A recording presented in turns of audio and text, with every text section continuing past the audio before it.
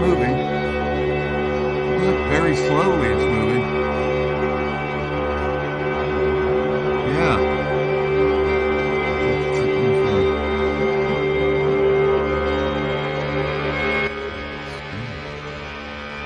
Hear that screaming again?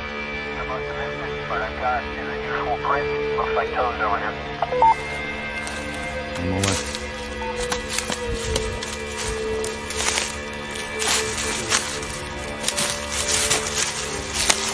Oh, wow. I don't have a light right now. Excuse me. That's good, buddy. Oh, yeah, that's toes. They look like toes. And this is this like your brake right here? Yep. That looks like doggy. It looks like it, what, heel to here? Is that right here? Oh, yeah, okay. Oh, yeah, I see that now. Wow, that's actually bigger than I thought from looking at this. It's actually all the way around. From here to here. Just the leaves are over. Great find.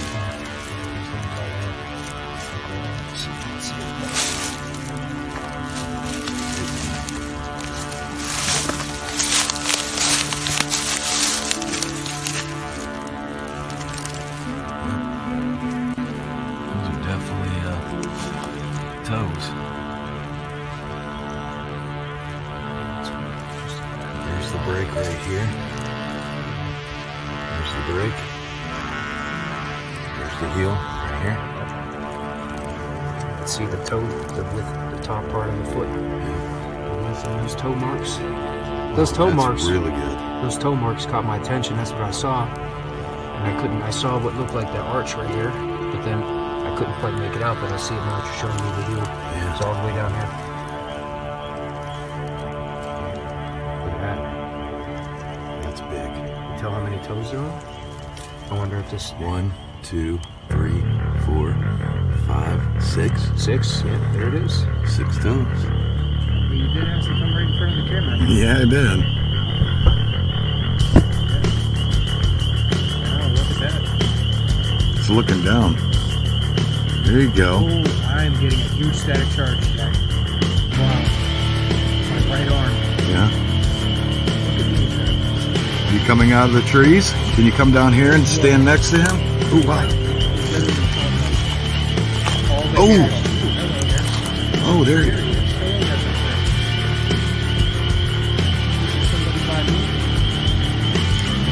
Can you come stand by Mike? It's standing by you. Oh, there's 2. See the hair? I literally, it felt like the hair is just pulled away from my arm. That I know static charge was getting loose on it, and I just felt all the hair was on my forearm.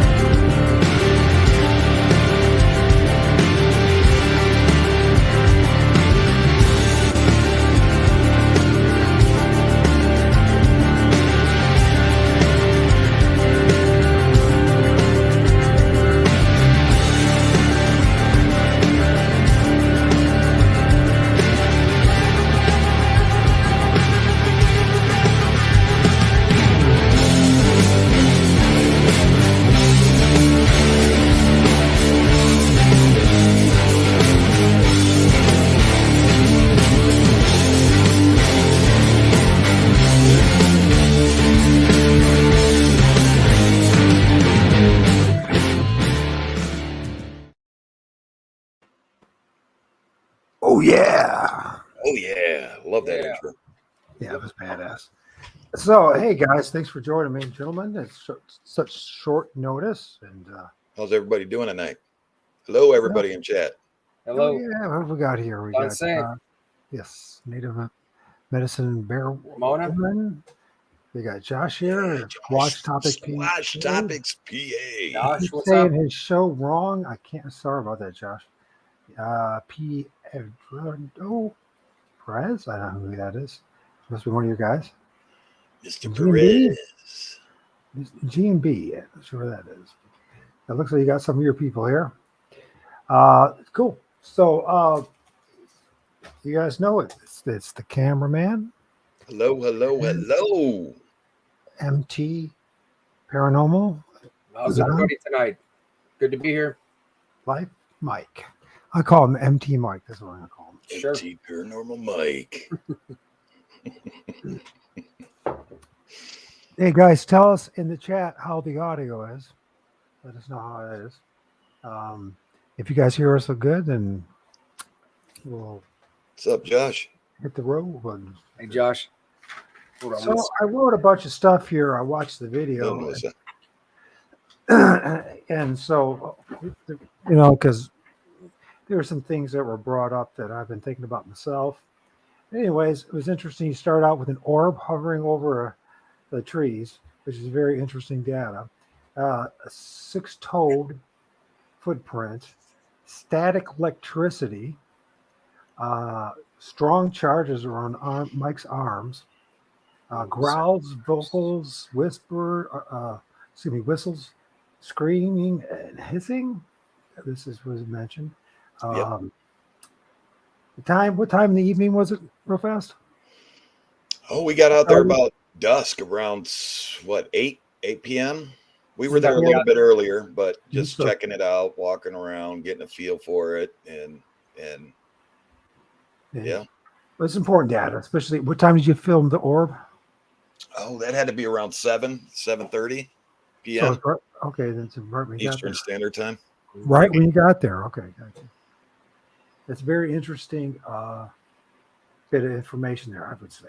Railroad tracks you brought up, and yes, I've had all my encounters very close or near railroad tracks, and locals near railroad tracks. So maybe we'll talk about that.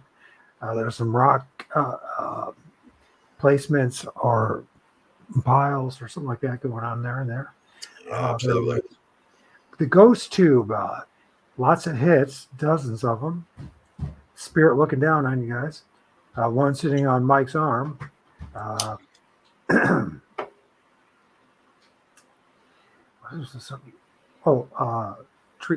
Tree breaks and leans. I saw in the woods. Mike said it felt like it was going to pull the hair out of his arms. That static electricity, sparks of light, movements in the shadows, thermal readings. So what am I talking about? Cold spots, the freezing of the camera for a little bit. A 12-foot entity went straight up. Something sticking up. Anyways, electrical current around arms. Something going on around Mike. Something was walking around Mike. I'm trying to do this. I was doing this while cooking for my son, so I'm trying to be single dad. I'll do this. Moving of eyes.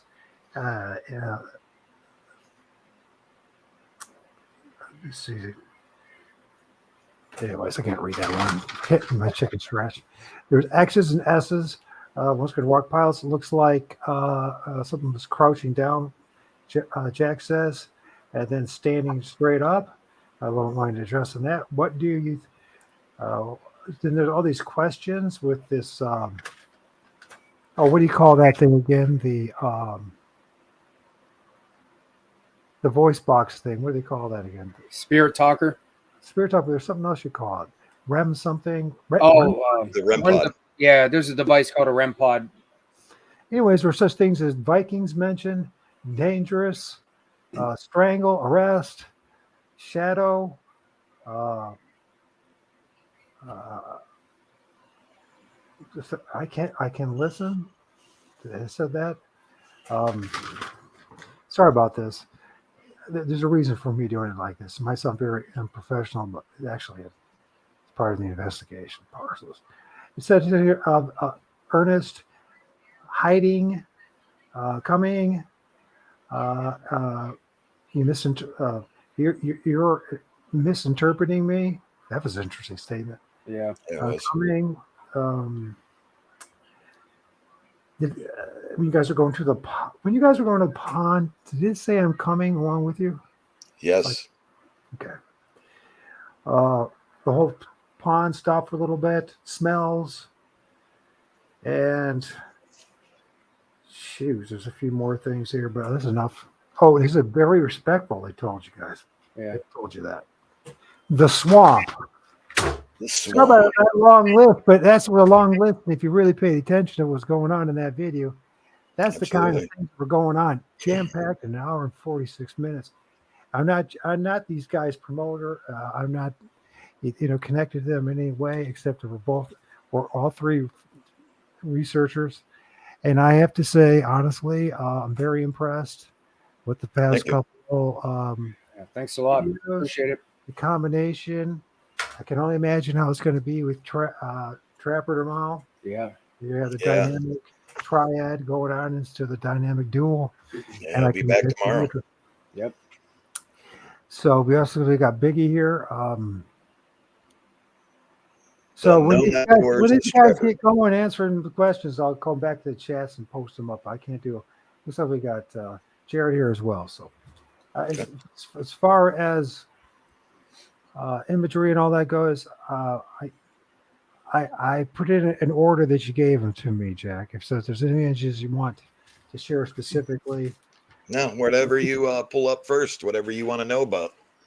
Trapper's in the chat too. What's up, Trapper? Now, it was very interesting. What day did this was Wednesday? Or Thursday? Yeah. Wednesday night, right? Yeah. Yep.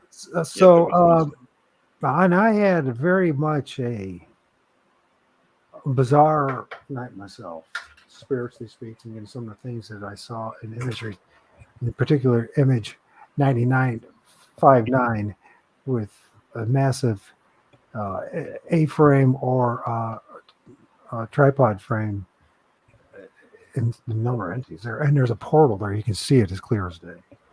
So,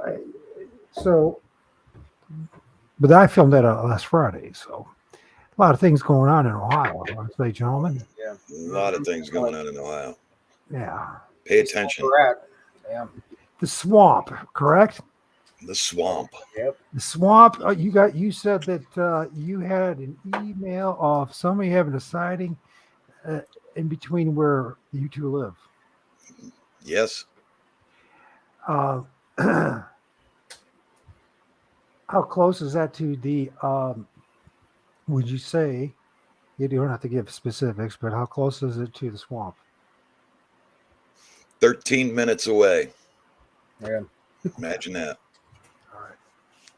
Hey, Katie, nice to see you. Melissa, good to see you as well. Hello, everyone. Of course, yeah. Jared, my man, Jared. And this is going to be an interesting, absolutely interesting and informative conversation, I hope. If I don't screw it up myself, I'm not feeling all that great. I tell you what, I'm burnt out. I have my son this weekend, and I'm going to do nothing except be a dad this weekend. There you go. I'm going to try it my best. I probably will fail at it terribly, but the amount of hours that I put in analyzing images in the past week is mind-numbing. And so, but, there's definitely energy that's being generated around here in the Great Lakes region, and a lot of things being filmed, and you guys in particular had some amazing imagery. The logical thing is start from the beginning, to start with the orb. What we could do, if you don't mind, I'm sorry for all the people in the chat. I can't do everything and be a good host. I just can't do it. You know, a lot of guys, they have somebody else that, like a right-hand man, that does it. So please don't take offense. You guys should be able to see the comments yourself, right? So if there's anything, Yeah, I don't think I can reply back though. no, but but I there's can see. anything specific that you want to address, just speak up Right. and address it. But we got so much to talk about in this time period. So the orb. Now, this is a very important thing. Now, I know you mentioned possible UFO, but observing it, it just doesn't behave like a mechanical thing. But then again, what the hell do I know? Yeah. But I go to this thing. Orbs are quite common, spotted when there's going to be a sighting, an encounter of some sort or another. Give us some details about it, and then maybe we'll watch. I copied that, downloaded, copied it a few times, and might even see if I can play it. I don't know if I can mute it or not while you're talking. But anyways, let's talk about this. Orbs. Let's watch a little bit of this, and then we'll talk. I don't know. Maybe we got a UFO on film.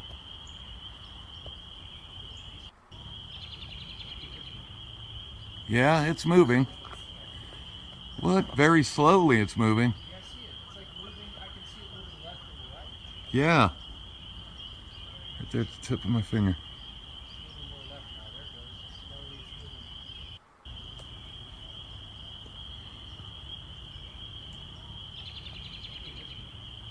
Yeah, it's moving. What? Very slowly it's moving. Yeah.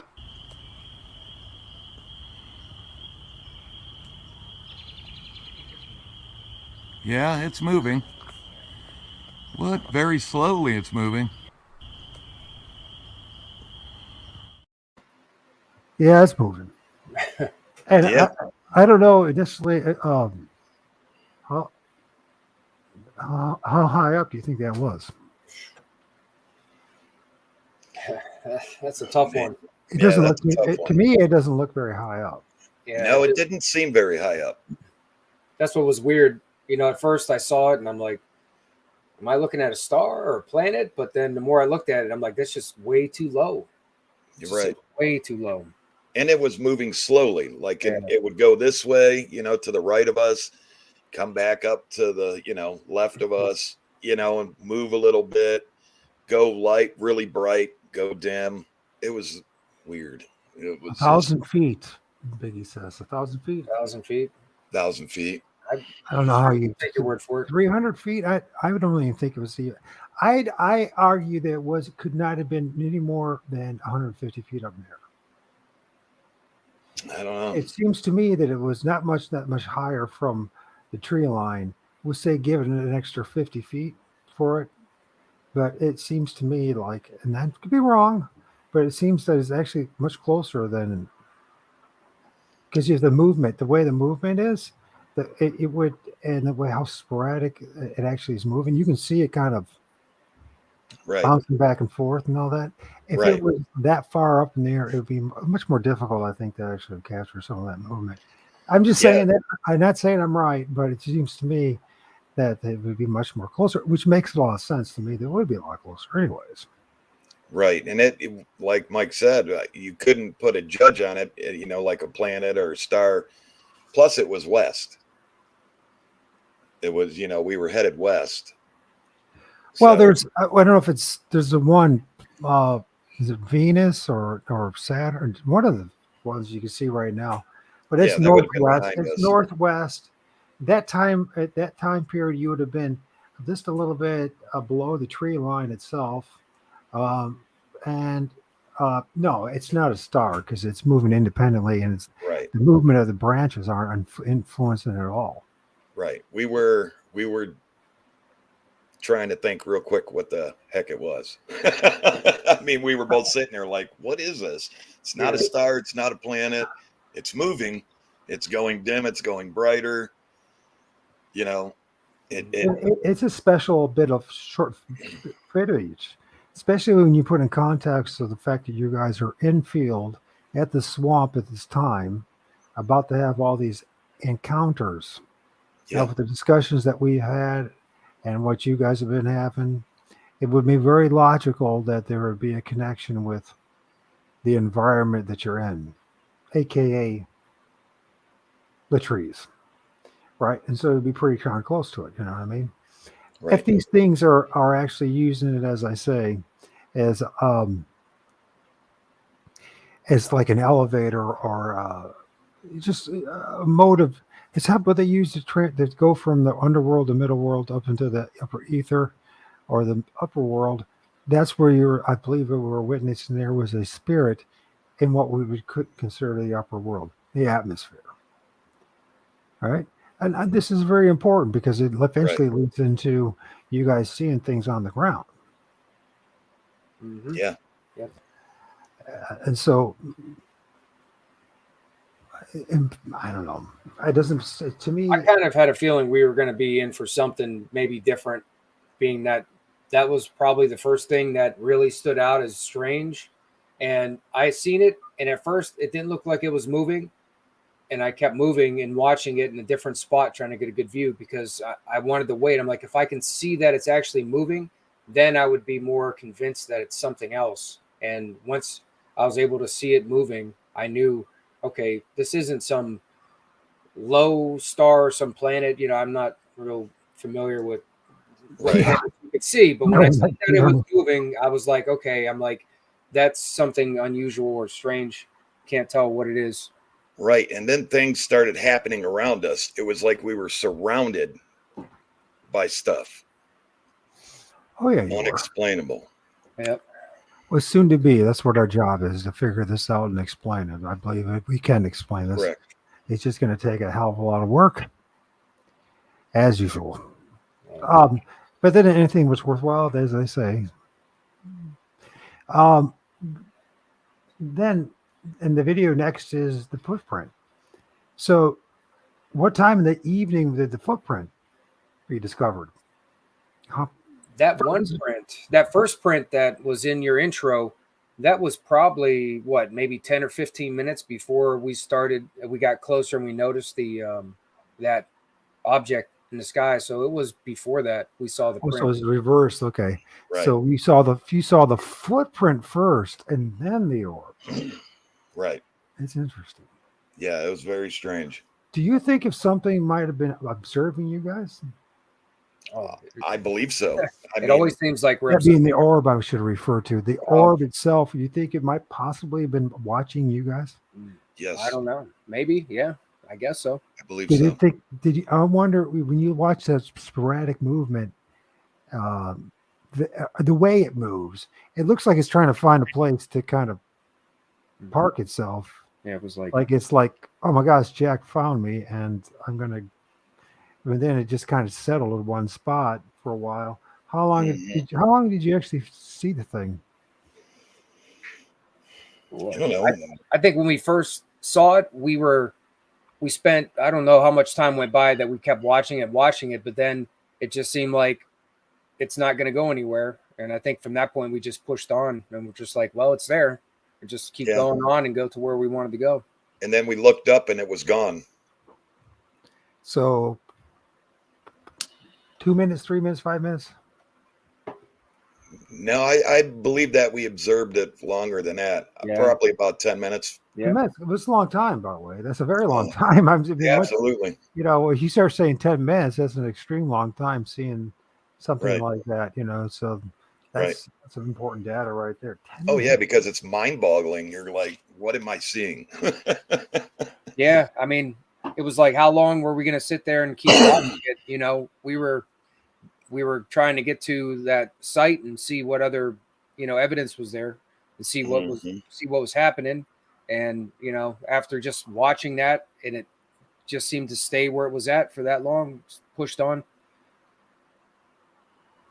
So then before that, though, you find a 6-toed footprint. 6 toes, right, Biggie? 6 toes. 6 toes. So, of course, there's the rumors about that in the Bible, and then also Lovelock Cave and other entities like that. But what did you guys think it was?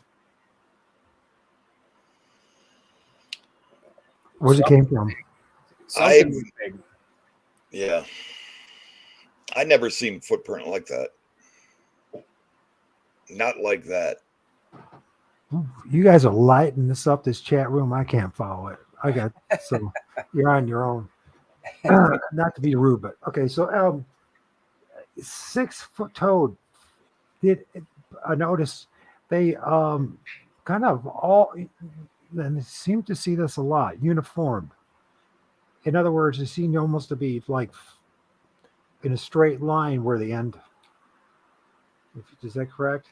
It was how you saw it as well, or was Right. it any kind of bow or any kind of bend in the toes?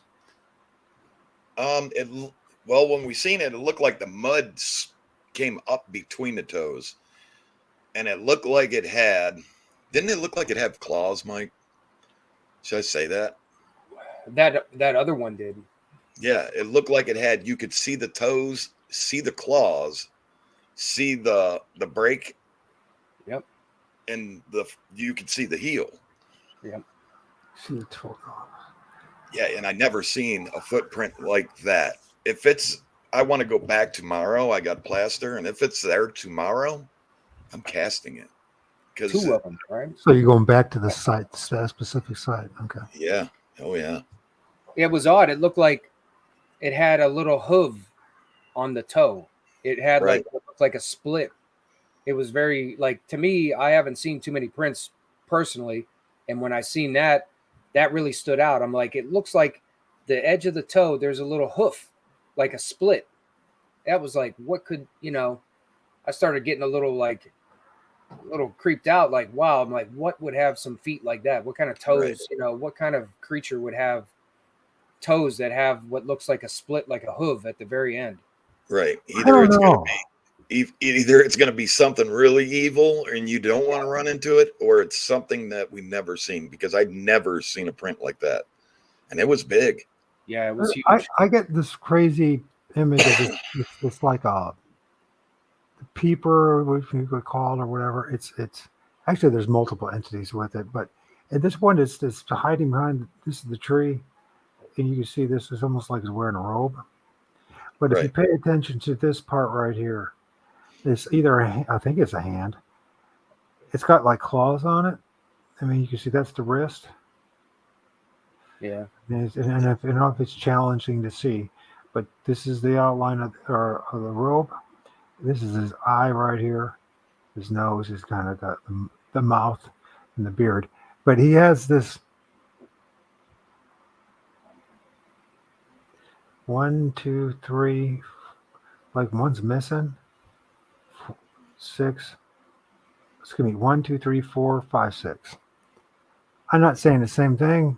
I don't even know what the hell I just filmed there, except that it is an entity staring at you, peeking behind a tree. So, but it has these claws, and it has 6, and it's not a dog man. No, I'm kind of speechless on what we've seen, to be honest with you. Tomorrow I want Trapper to get on it and track it. I'd like to see where it went. Well, because I'm discovering that there are multiple entities in the woods that we're just collectively all calling Dogman or Bigfoot, but it turns out that they're just like there are millions of different types of things in the physical realm and these interdimensional parallel realms. There are just as many, if not more. And so I mean, I can't get a definitive number of how many there are, but there seems to be a hell of a lot more than what we've been told. Right, absolutely. Mm-hmm. So a lot more. Yeah, Biggie or Trapper asked how big was the print, and I was trying to size it up, and I put now like my boots, I wear a 12, and I had from my heel to that heel, I had both of my feet together in line, and it was just a little bit longer than that print. it was it had to be a huge 21, 22 Yeah, it was inches long. gigantic. It was huge. Yeah, I can imagine. I never seen nothing like it. Yeah. Yeah, it's pretty big. I mean, most of the prints I've seen have not been. I mean, 15 feet, anywhere from basically, 10, basically the size of my foot to 15 feet. I haven't really seen a massive footprint in my areas, but that doesn't mean anything. It just, but you guys to find one like that big, I haven't heard too many of them that big in Ohio. That doesn't mean that it doesn't happen. I just haven't heard that many of that big. So right. Our usual is around 17 and a half. And that's pretty usual for us. And that's been a full year plus seeing footprints. And they've all been around the same 17 and a half, maybe 18, but nothing bigger than that. And what we both seen kind of scared me. Yeah. The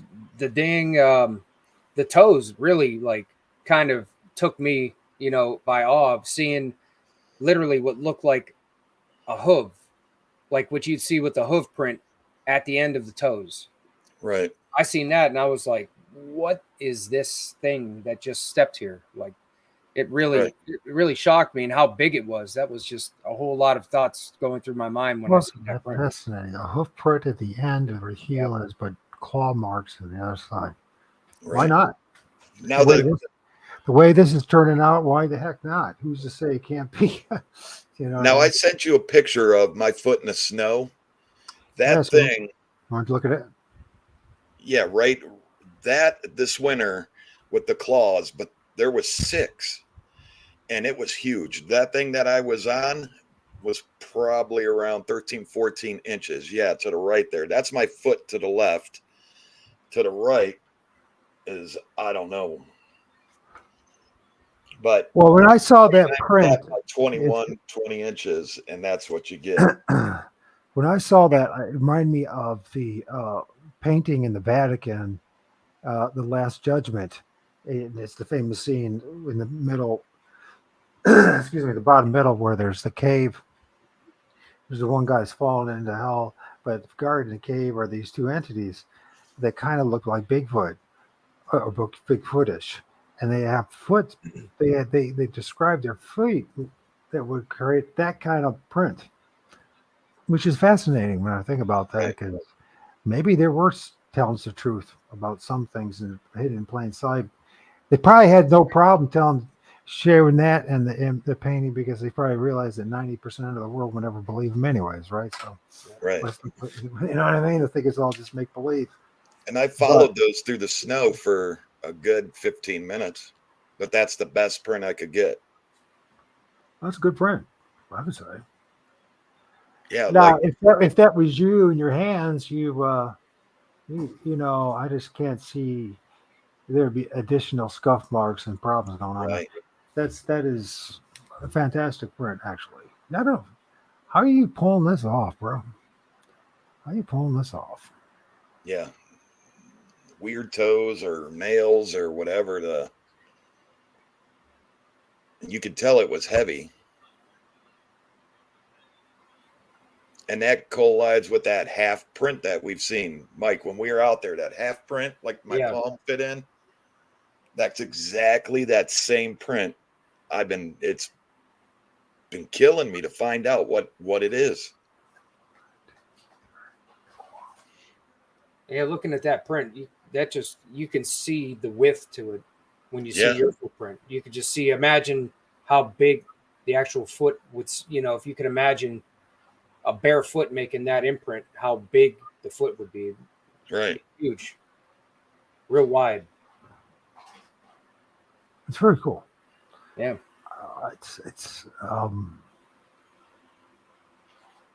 I'm trying to visualize a large entity with feet like that in this realm, in the physical realm. You would think a demon or something. You know what I'm saying? Well, no, you're right. Run into. Right about that because of our indoctrination and from Catholicism and Christianity and others that it would be strictly a demon. But then again, How many footprints? Where did it go? They were everywhere. Really? Yeah. It was like you could walk, and I started, and this winter was the first time I ever seen something like that. Well, And I then remember once the you video see that it, you and Trapper, where you were together, you guys found footprints all over the place. That's back in February, yeah, March, no, yeah, February, January. yep. And Trappers seen those half prints. They're like your palm. You stick your palm in them, and that's all you get. Except you'll get those toes. You know what I'm saying? You'll see those toe prints, and it's I don't know what it is. Unless they're handprints, possibly. But then I again, if they're mean, handprints and they're walking on their hands, they're not. There should be toe prints, but you didn't see any toe prints in those areas. Just the handprints. Or no? Did you strictly just see prints like that, or did you see anything that looked more like the traditional print in that area? no, we seen big prints. Is that, 17, 18, like a Bigfoot print. and this is But specific. those were also around those prints. So you saw normal footprints, and you saw something like, because there's a possibility. I'm just saying this, which is a very cool find if it is the case, because there's not too many really good handprints. If that is actually what it is, a handprint, and you actually have other additional footprints, and then that's a pretty good combination to get if that's the capture. I mean, that's not very. In fact, I can't think too many people who have successfully done that in one setting, one site, where they actually successfully got handprints along with footprints. Now, I'm not saying it's a handprint. Yeah, I don't know if that's the handprint. I believe that's a footprint, to be honest with you. Okay. But whether it has the capacity almost like a hand. In other words, it can grip. Right. I mean, it's like a grab like a tree, a log, whatever with his feet. It looks like that gap between where it looks like the tips of the toes, that gap between like where the arch is and then the toes, it's like they're curled up and they're not making contact. So I guess if you think that, you can imagine that they probably are long. So grabbing onto something, even with if that's a foot, seems like that would probably be possible or probably easy. Right. It's whatever it is. Is mechanically, just from the print, mechanically, it is an outstanding species or entity or whatever the hell it is, based on the fact of the footprints and the shape of the foot, and if you see what it could do with those feet. Right. Outside of running and grabbing, swinging from it, I don't know what else the hell they could use it for, but I'm sure they could use it even for hunting. So that's amazing. It's really good. Yeah, I tried to think of like, do the toes curl up? You know what I'm saying? Like kind of like that. Like a hand. That's what I'm saying. Like they have extended toes. Yeah. Are the toes really longer? And then that, you know what I'm saying? I was like, I've sat here for hours looking at animal prints, going through Google, Ohio animals. The human toe is curled, but it's very not very functional outside of balance and pushing off a little bit. So I think it's an entity that has the ability to grab with his feet as well. It would have to have toes that were much more longer, more finger-like, right? Right. Find some of that, something similar in apes and other animals. You know what I mean? I think what's it, raccoons and squirrels kind of something similar. Not exactly, but something similar to that. They help them climb on the trees like they do. So that's important data. So that was first, then the orb. You see a 6 foot foot, and then what happens next after the orb? When did the static electricity start happening? Like that started relatively early on. when we first started making our way up from the swamp, kind of towards the incline, and you had the SLS out, and we were like, let's take a look around. And then it was from that point on, it happened several times, and it was stronger. I felt it on both of my arms. Yeah. And at one point it felt so strong. Like I said, it feels like it's the hair's pulling away, like, like a static charge. Like if you're around, like if you're jumping on a trampoline for a long time, something it just pulls away. And it was really strong. I actually felt like some of the hair starting to stand up, going up my neck, even at the same time. That's the strongest like static charge I've ever felt. And it kept happening probably about 3 or 4 times. Right. When you say 3 or 4 times, were they just kind of like short bursts, like a few seconds, or did it last? It stayed. It lasted a while, but then at the same time, it was just one of those things where, like you feel something like that, and then something else draws the attention, or we just continue on. And I don't necessarily know if it really left, but I didn't notice as much, and then I would notice it again because it would come on like just from time to time. I'd feel the hairs just start pulling away, the same, that same lift, pulling the hair, like hair sticking out. And, every time it happened, I was always, audible about it just to document it. Right. And I filmed it. I filmed his goosebumps, just like, and they're pretty, some pretty big goosebumps for a grown man. I mean, right. Like I didn't feel like, like I know sometimes you can like give yourself the chills, like, but this was just, I wasn't like freaking out or like making myself all nervous, but it was just a strong pull. That's how I noticed the difference between something like that, like a real like static charge around you versus just getting like freaked out by something. You can sometimes feel it, but you notice the difference if you really felt it. Right. I hate to be, I seem so clinical about this, but it is a classic video, a textbook. The only thing that was missing was an actual flat out filmed encounter, an entity, a Bigfoot, whatever, just, showing up, and you know what I mean?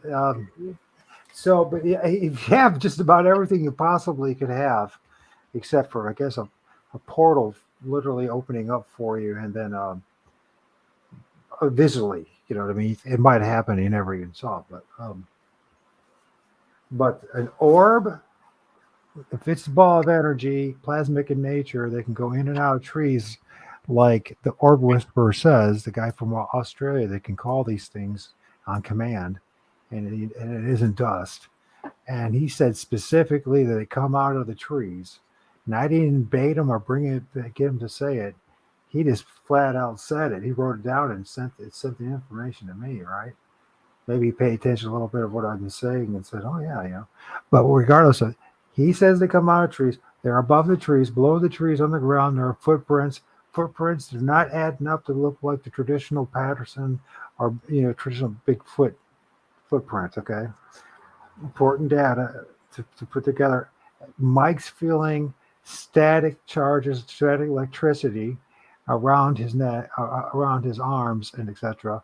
And then you said, Mike, that you felt the presence of something circling you.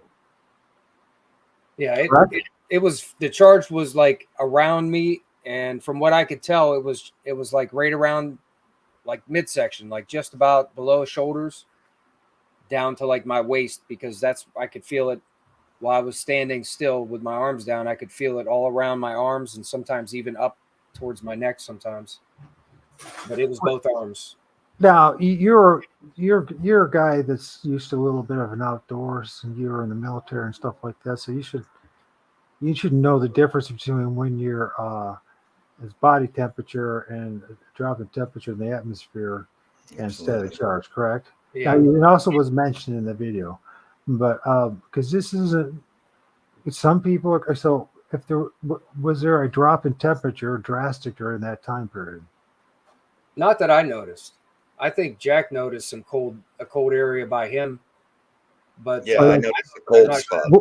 We will get to that cold spot thing, but I'm saying because like where I mean, I've been wearing a t-shirt and shorts. It's been hot. It's been 75 degrees. Yeah. So even in the evening, it's nice. There's really shouldn't feel any kind of. So there should be no. There should be no, as far as atmospheric temperature wise, of having the goosebumps. This is goosebumps is crazy. But then you say, let's get back to this. You said that there was, it felt as if an entity was circling you. When I felt the charge, I felt weird, like a certain point around both arms. I felt something that, if you'd imagine like a very thin line around you, and it was very defined. I felt that. It was hard to explain, but I could feel that. You could feel presence. It felt large. Well, no, I mean, if you're in a room, it's like when somebody comes to the room, we emit each and every one says our own, signature, electromagnetic signature, right? Right. We sense we're it. Somebody could sneak up on you once in a while if you're in a distracted state, but for most time, you should have enough sensory in you, unless it's damaged, to recognize there's another person's in a room, even if nobody says anything. Yeah. At some point, it's just you're going to recognize his presence, and so this is a very important thing to recognize that. So, orbs, trees, static electricity, footprints. Something feels like it's revolving around you, and then. But what time did you whip out the ghost tube thing and start getting the spikes, the readings? The one with the one that maps out like bodies that Jack was using. Yeah, it's called ghost tube. Is that what it's called? Yes. Yeah, it's like an SLS type device. Right. So, when did you guys start getting those readings? Because I know that during the video you bring up this when Jack is getting readings, but did they coincide at the exact same time within that same window? Yeah, I actually asked it to come in front of the camera, stand in front of the camera, and bam, and then I was like, kind of like, back up a little bit. Yeah, it didn't want to back away. It seemed like it's like you asked it to come stand in front of the camera. It stayed there. Yeah. And then it seemed like there was one by me, and maybe that had something to do with that static charge. Maybe there was something there that was, that was actually causing that. And then that smaller one that looked like it was right next to me was really interesting when I saw that, because I didn't see it because it was in his hands. But when I watched it, I was like, there was one, one small one that seemed like it was right by my side too. Right. And that was interesting to see that. I think that it may have been the cause of the static. Maybe it stayed with me and we just didn't know it for most of the night. Yeah.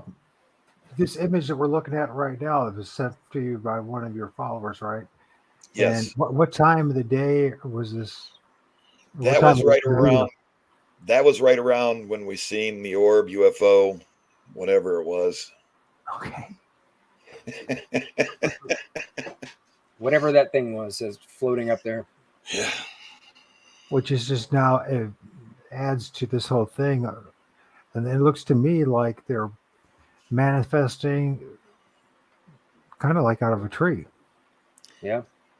Right. I said it looks like Groot from the Guardians of the Galaxy when I looked at it. Yeah. It's well, like this guy right here, right? There's this classic white face entity. But there's another one on top of it that's pinkish. And then there's that one right there. There's another small one there. And there's another one. I think there's another one there. It's Paradise starts to. That's, to me, that looks like a look of interest. Right. like you're hey, observing. Yeah, what are these? They probably, if it's some of the entities that are always there, maybe they're back again, and they're really getting interested. It seemed like it built up. The trees were budding still? So is this a bud of a tree, or is this I don't know. or did the buds fall? Off the tree yet? It's about No, that time when no, they haven't even started blooming yet. because they're just The starting to bushes leaf started. today. They started leafing out in my area. You Yeah. become a nerd about trees when you start realizing you really pay Right. attention to it. So, so I'm just trying to figure out that. And there's a couple ways of taking this, and that is that. And one of the arguments that I have is that when they are this time of year, there's an immense amount of energy that's being emitted out of the trees, and Right. because to generate the new leaves and everything, and so with all the rain and they're coming back to life, right? And Right. so it requires there's nothing mystical or magical about it. It requires energy to create that, right? Right. So, and so at the same time, it seems to me that when this time period, when they're just much this, this uptake in energy, that this becomes much more easier to film multiple entities. Right. In certain And there's a lot of energy there to do it. That's what me and Mike were talking about. Yep, You got train tracks. Yeah, you got flowing water. You got the trees that give off energy. I was thinking that, I was thinking about rail tracks, and then 5 minutes later, you bring it up in the video, and I'm like, yeah, and I'm like, I think it was because we were listening to the railroad, and Mike was complaining because of the audio, I think it was, and I understandably so on Mike's end. But I'm saying, listen, man, those trains, the metric tonnage going down those tracks, and the amount of sparks and the amount of static electricity that's generated. Force and yeah, and then you add that with flowing water, and then you add that with energy from the trees. Throw our energy in there, the energy from the land. It's like it's almost a perfect. Actually, that's what I'm thinking. One of the things I'm thinking about doing, starting this month, I guess. There's a couple sites where it's close to railroad bridge. There's a stream. There's a power station. You know what I mean? And I'm just gonna see what happens at night. Yeah, there's a pretty big one not that far away, if I remember right.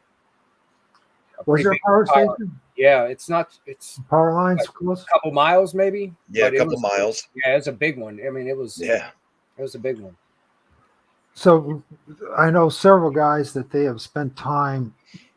One guy out in Rhode Island, actually, and a lot of time filming entities coming in and out of the area around nuclear power plants. Mm-hmm. And where they had their nuclear power plants, there's a lot of water as well. And I mean, this guy has filmed things that look like UFOs. Not only that, it looks like UFOs dropping off entities and picking up entities. I'm talking about film. I'm not talking about stills. I'm talking about film, and I was quite impressed by that he was able to do that. But this stuff will take a toll on you. I tell you that much. Easy to lose your balance and forget about taking care of yourself, which I haven't been doing the past couple of weeks. I'm at a crossroads myself. I'm at the point to go, is paranormal, encrypted, all the same thing? Is everything paranormal? Now, paranormal is a word. It's a word, but what does it really mean?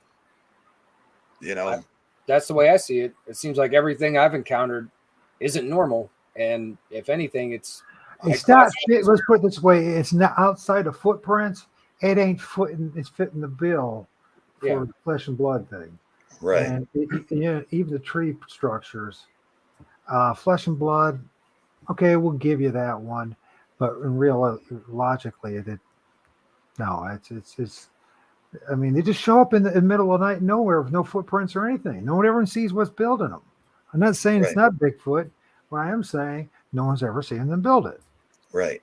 And one thing that really shocked me in this video, I was up on the ridge a little bit, and Mike was to the right of me, and something was standing maybe about 15 feet away from me, looking at me, turning its head, looking at Mike. I called Mike over. I said, start coming over real slowly. This is last night, or this is 2 nights ago. You're talking about the show. Yeah. I On the do want to video. talk about, is you talking about the 12-foot entity or something like that you mentioned? Yeah, kind of like stood up and then, well, kind of like stood up. Now listen,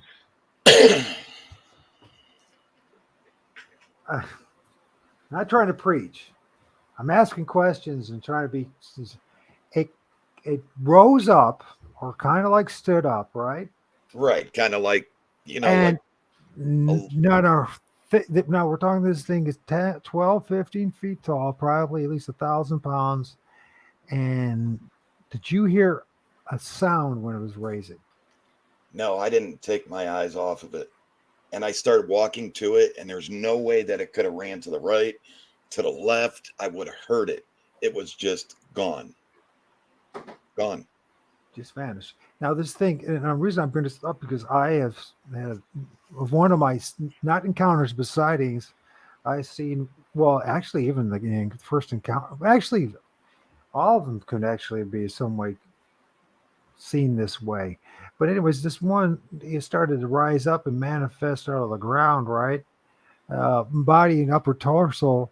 And I'm looking at it and I'm like, where the hell did it have the space, the area to hide in?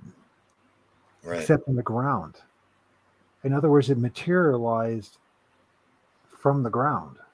Right.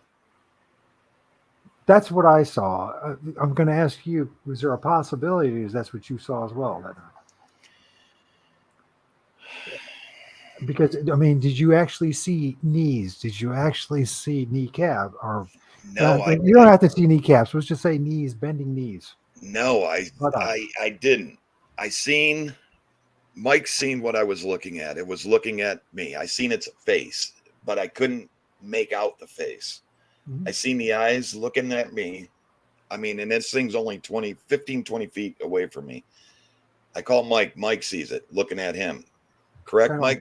You can't make out the eyes of these entities here either, but you can tell those are eyes, right? With my when I was looking at that point, should be there. At that point when you called that, and I was looking that way, I kept trying to see it, and I kept trying to see where it was at, and then I caught the eye shine, and then I seen it, and then I did see it look both directions a couple times, and that should be, because my camera was looking there too, so I should. And when you said you saw that it was looking the different directions, did you actually see the eyes move or just the head move? The head and the eyes. Yeah, I mean, what I saw was just but did you see? I could just see the because sometimes you see eye shine and all that kind of stuff. And so I was further away. You're right. I'm not sure how far back I was from you, but I wasn't real close. But I did see the reflection. I caught the eyes, and I did see that it looked like it moved back and forth. And then I realized, okay, this is what it was that's looking at us. Yeah. Right. And by the way, to you two guys, I really appreciate your patience and your tolerance with my questions. At this point, an awful lot of quote unquote Bigfooters would be calling me names and throwing me on the bus for just asking these questions. Oh, no. I mean, you need to ask these questions. Yeah, because people assume that by asking these questions, I don't believe in what you're saying. That's not the farthest thing from it. No. I say ask all experiences. But, right. In order to tie the experiences together and try to see what the correlations or connections are and what possible causations there are, you have to share what clearly you have seen, here, witnessed. You know what I mean? You can't assume anything in this field, is what I discovered. Right. When I started this out, first of all, I started to disprove Bigfoot, and then it was just a government psyop, right? And then it went from that to, okay, there's a bit, is the possibility that Bigfoot is solely just a flesh and blood thing, or really search. And by this point, after 6 years, you can't assume a damn thing. And if you think you understand what's going on, right. I just ask you to really check yourself and be honest about things, because Better men than us were saying the same damn thing. They have. But Mike, man, I'm telling you, God's honest truth, I didn't take my eyes off this thing, and I started walking up to it, and I had it dead to rights. It wasn't going left. It wasn't going right. It wasn't going to go up. This thing wasn't going to get away from me. It looked like it just closed its eyes and it was gone. Mm-hmm. Like it was gone. It closed its eyes and it was gone. There was no going to the right. I would have seen it. There was no going to the left. I would have seen it. Mike would have seen it. There was no going up. I would have seen it. It like closed its eyes and it was gone. And you would have heard it. Yes. So this whole idea about what people are talking about so much about cloaking, they really have to double check or check themselves on this, because just because something just goes invisible man doesn't mean all of a sudden you can't hear them as well. Right. That's not, when you can no longer see them and hear them, that's pretty much the two basic necessary ingredients for disappearing. Right. Vanishing. Right. Altogether. Right. And you could see on the video it was there. You know what I'm saying? It was there looking at me. It was there turning its head looking at Mike. It was there.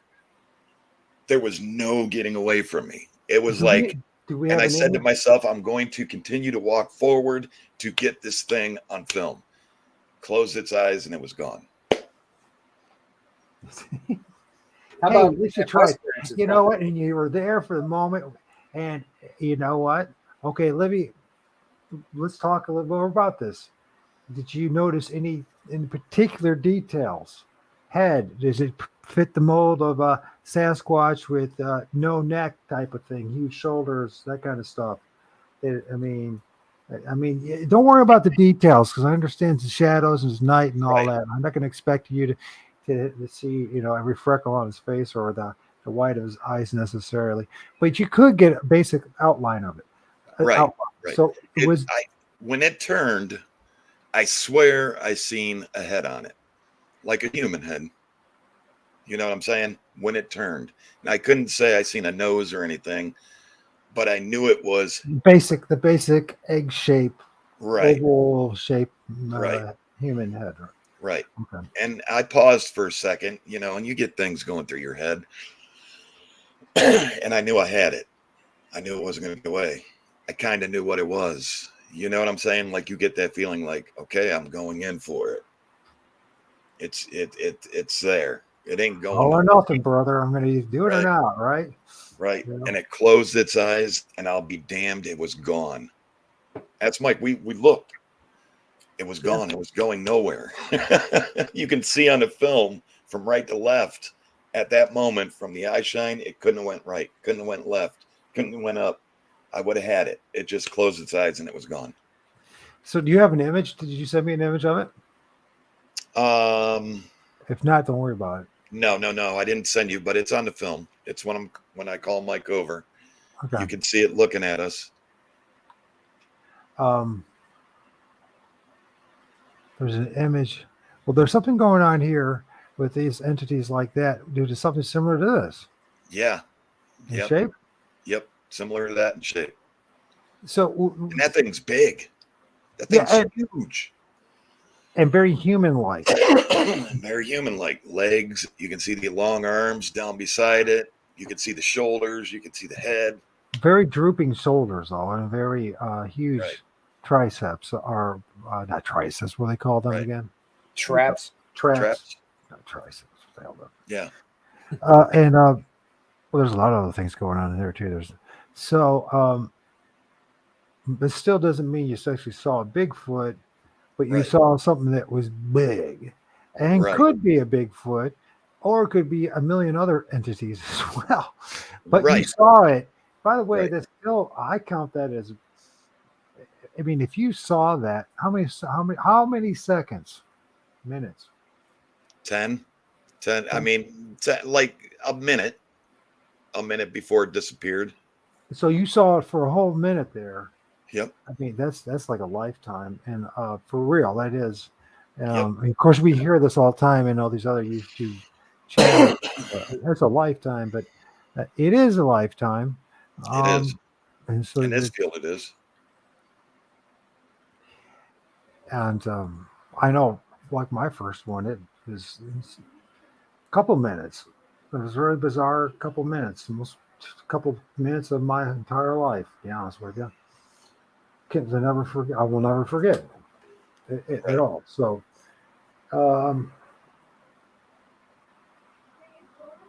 does that qualify possibly as a Bigfoot sighting? No, I can't say, because if I'm not going to say it's a Bigfoot if I don't physically see, right? That would be unfair to everybody. Yet you guys both saw the entity, which is very special in its own right there. So you both saw the orb, you both saw the footprints. Did you both feel the static electricity as well? No, I felt a cold pocket. You felt the cold pocket, but he felt the static electricity. You both saw this large entity, and you saw, both of you guys saw it move. And you'll swear that, as the old cliche says, you swear on the Holy Bible that you both see what you're saying is the truth. Oh right? yeah, that entity moved. Okay. Whatever that was in that picture, that entity moved. You saw the movement as well, Mike said. So this is, by the way, I don't think Mike's seen this. It is. I saw it looking. I saw it. I could definitely see that it was looking left and right more than once. I was able to see that when I caught where its eyes were.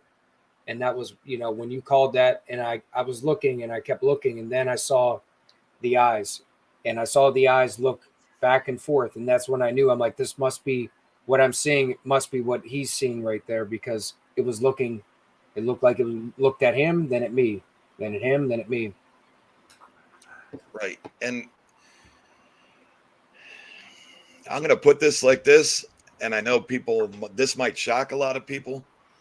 After it disappeared, closed its eyes and disappeared, it made me really think about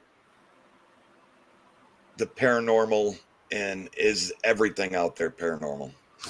And I know I beat that up a lot in these last couple videos. We had a conversation earlier today about this as well. And what did we agree on? Basically, if you're a legit researcher and this doesn't cross your mind, right?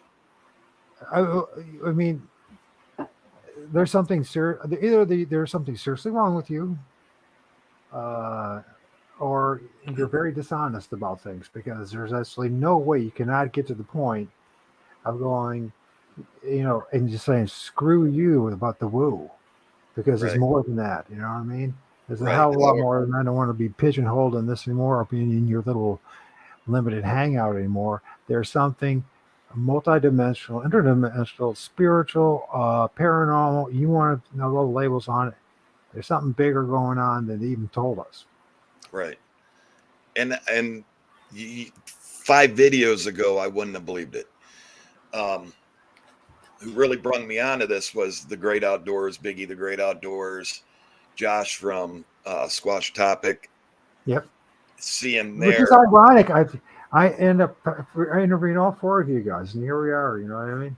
Although I did try to find B, I can't find him on Facebook. And Josh, being the dork he is, I reached out to him the message, and he's like, "Oh, it's not going to bother a message back." If you don't want to do a show with me, Josh, I know he is. That's why I'm saying it, Josh. If you don't want to do a show with me, just say you don't want to do it. If you do want to do a show with me, let me know when we can do a show. Okay. And regardless, brother, whether you want to do it with me or not, I still love you, bro. And keep up the good work. So I mean, I sent a message, just like 3 of them. I'm like, when are you going to answer? You don't. All you have to. You could just put a thumbs up and just know you're right.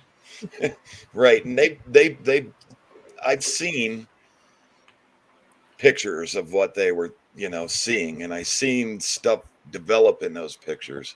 And like I said, 5 videos ago, I'd have been like, I got to witness it firsthand. That's what I'm thinking to myself before I can even say, okay, is it possible they're coming out of a portal, or is everything just paranormal? Then you have to go to that the endless argument and debate of what actually paranormal is. Right. It's a word. So, I mean, That we try to encompass, and it's like saying it's life. Okay, now we can now spend lifetimes trying to figure out what that means. right. And it's Because life. I watch a lot of groups on here, and I see what they see, and I wonder to myself, it just disappeared, and then they're like, it's gone. Do they wonder the same thing that I wonder? Like, why? Where did it go? Yeah. Like it disappeared. Where did To it go? me, that's all I've experienced is Right. it's there, then it's gone. To me, if there was actually something we come across that you heard running away from us and you seen it running away from us, that would be a totally different experience than everything that I've run into. 100%. I mean, So so when we say paranormal, can we also throw it into that category of ghost, spirit? Is that what we're going to say or not? Are we fair to say that yet? Because if you don't, I mean, don't feel bad if you don't want to. I mean, I'm not going to say that. I mean, I believe there's a category. I'm not going to say time traveling or jumping through portals, but something's going on. You know what I'm saying? yeah. Something paranormal's going on. I mean, let's categorize it. There's paranormal ghosts, there's paranormal events, there's paranormal. Let's just categorize. There's something really strange going on. Mm-hmm. Hold on a second, gentlemen. Let me talk All to right. my son real fast. I'm going to mute myself real fast. All right. Chase. But I think I don't have to Chase. Chase, leave the door open because it is warm, and if you close the door, then it's going to be hot. If you're hot, leave the door open. Okay. Put the fan on you. I'm not putting up the AC yet, so. But Right. to my brain, it's I sit here and I go, everything that I know about the Bigfoot, I just got to throw out the window.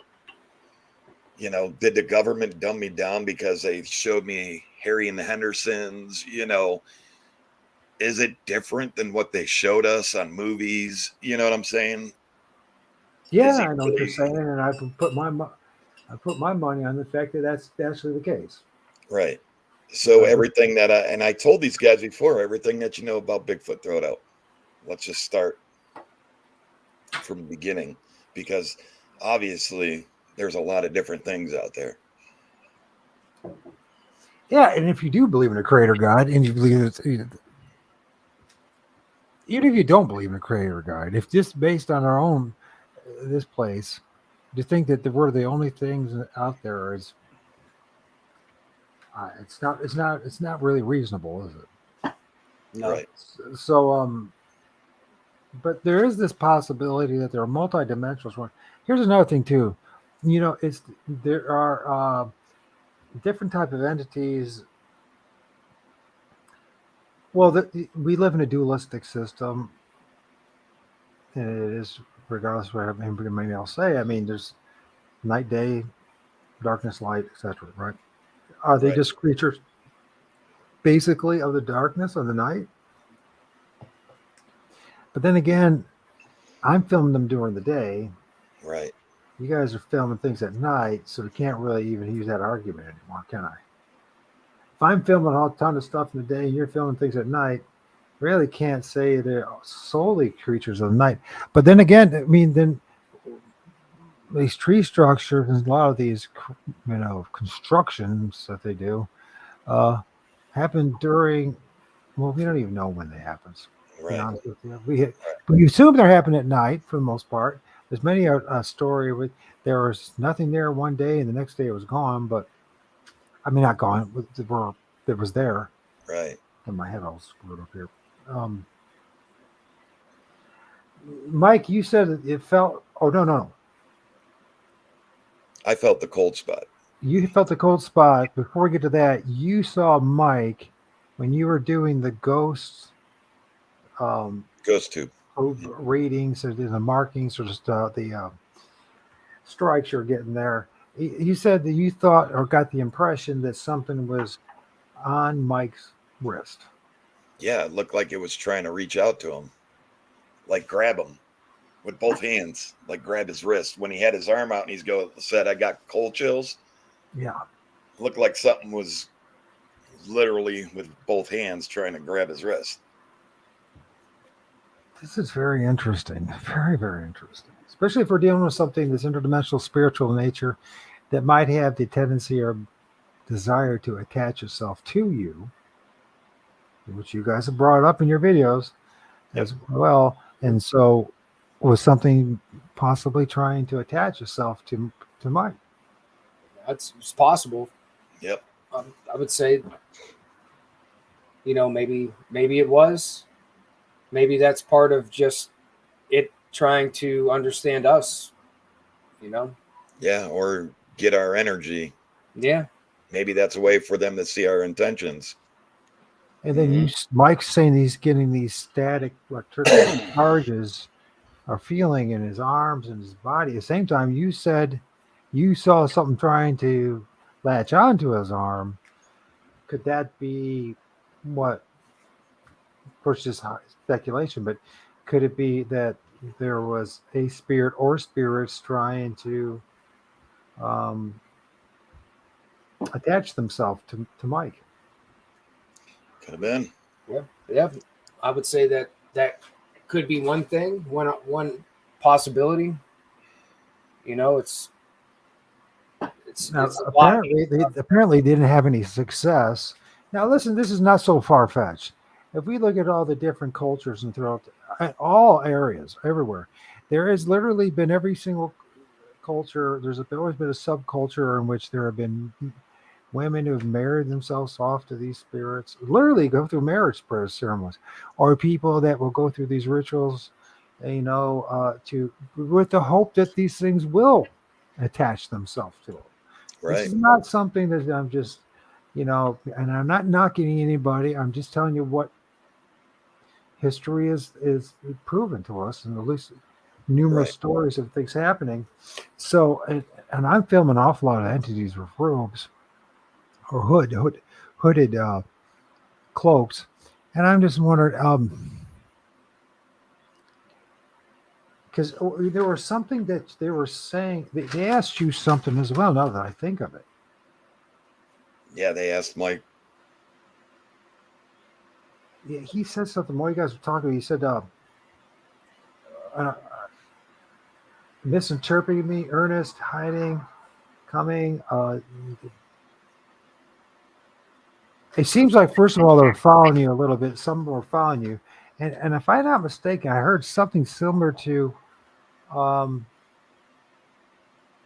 like an invitation of some sort. Join us. Join us. Yeah. I remember it saying join us. Join us. That's it. Yeah. So that it could be something like that. Like it's kind of like maybe they see us as like visitors and they're trying to welcome us. Yeah. That's a possibility. Yeah. And then that lady's screaming, and then the spirit box said, that lady scares me. Yeah. Oh, yeah. The lady scares me. Yeah. I said it more than once too. I remember that message two different times. Yeah. And we heard a scream, and it sounded like a lady screaming. And then the spirit box said, that lady scares me. And then there was the kids and the children. Yeah. And they were talking about the children, and something about the children are listening. Hey, Tar Heel. The children are listening. Yeah. A woman screamed, the children are listening. Something's trying to attach itself to Mike. Things are circling around him. You guys are seeing dark, a big, tall, dark, large entity. It moved its head. Orb, footprints. Where do we go from here, gentlemen? At this point, one big happy paranormal family out there with us. That's right. Right.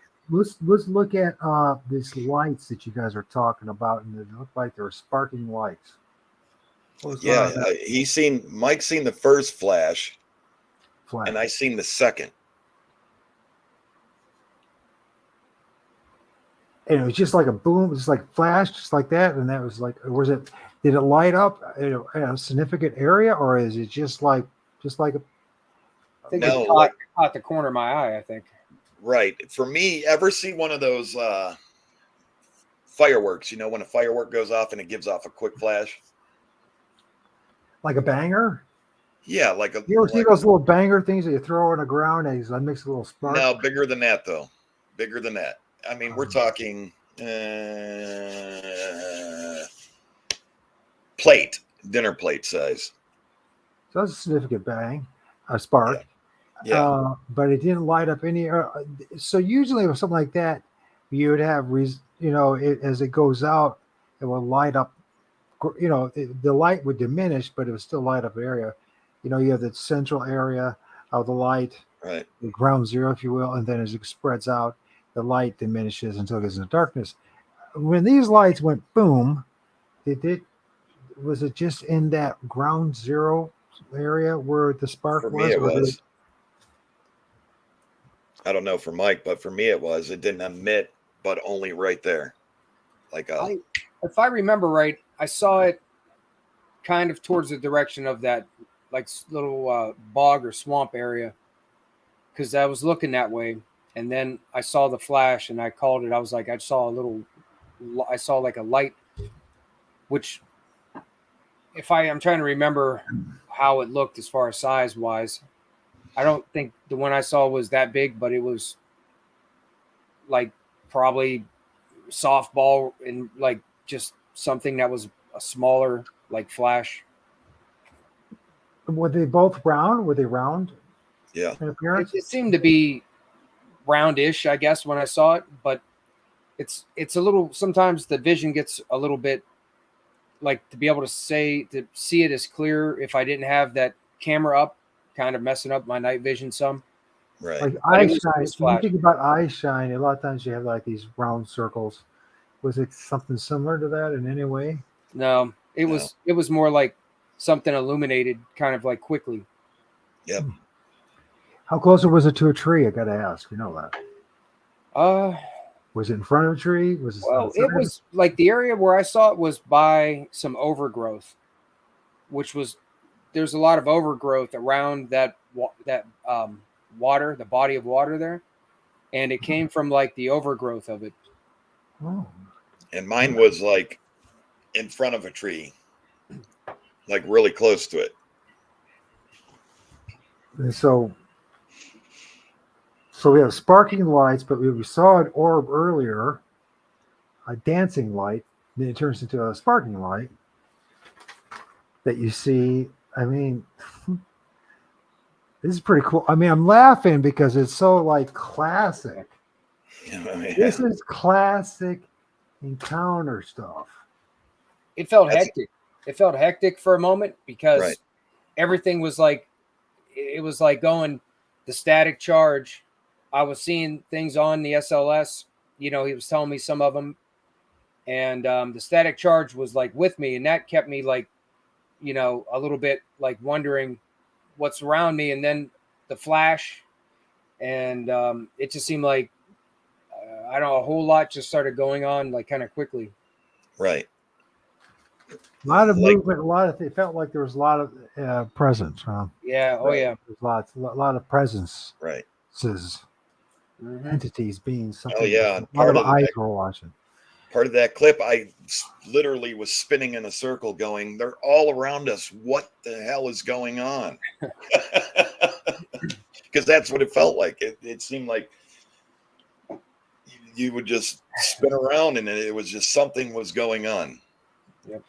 Now, did you guys notice anything unique about the ether, the atmosphere, the air around you? Is there anything different?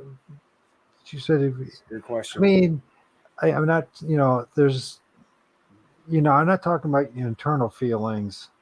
I'm talking about the actual environment, the atmosphere. So does it seem different, thicker? A lot of times people talk, I've had that experience where you're going to a place, you go through a place, and it felt like you could cut it with a knife. That's how thick the atmosphere felt. No. And it wasn't just strictly humidity. We're talking about something that you notice it was like almost like you're in a movie kind of thing. You know when you get that baited trance state thing, you're just like, I I mean, you're wouldn't present. say I wouldn't say like thick atmosphere. It was more or less throwing yourself in the middle of New York when you've never been in New York, and somebody says go to 10th Avenue, and you're like, and all these people are walking around, and kind of like that. That like would I assume would be that kind of feeling. Well, if when first time you do go to New York, and even if it's the 20th time, I can tell you, you feel the energy of New York. If you're talking about New York City, right? Right. Right.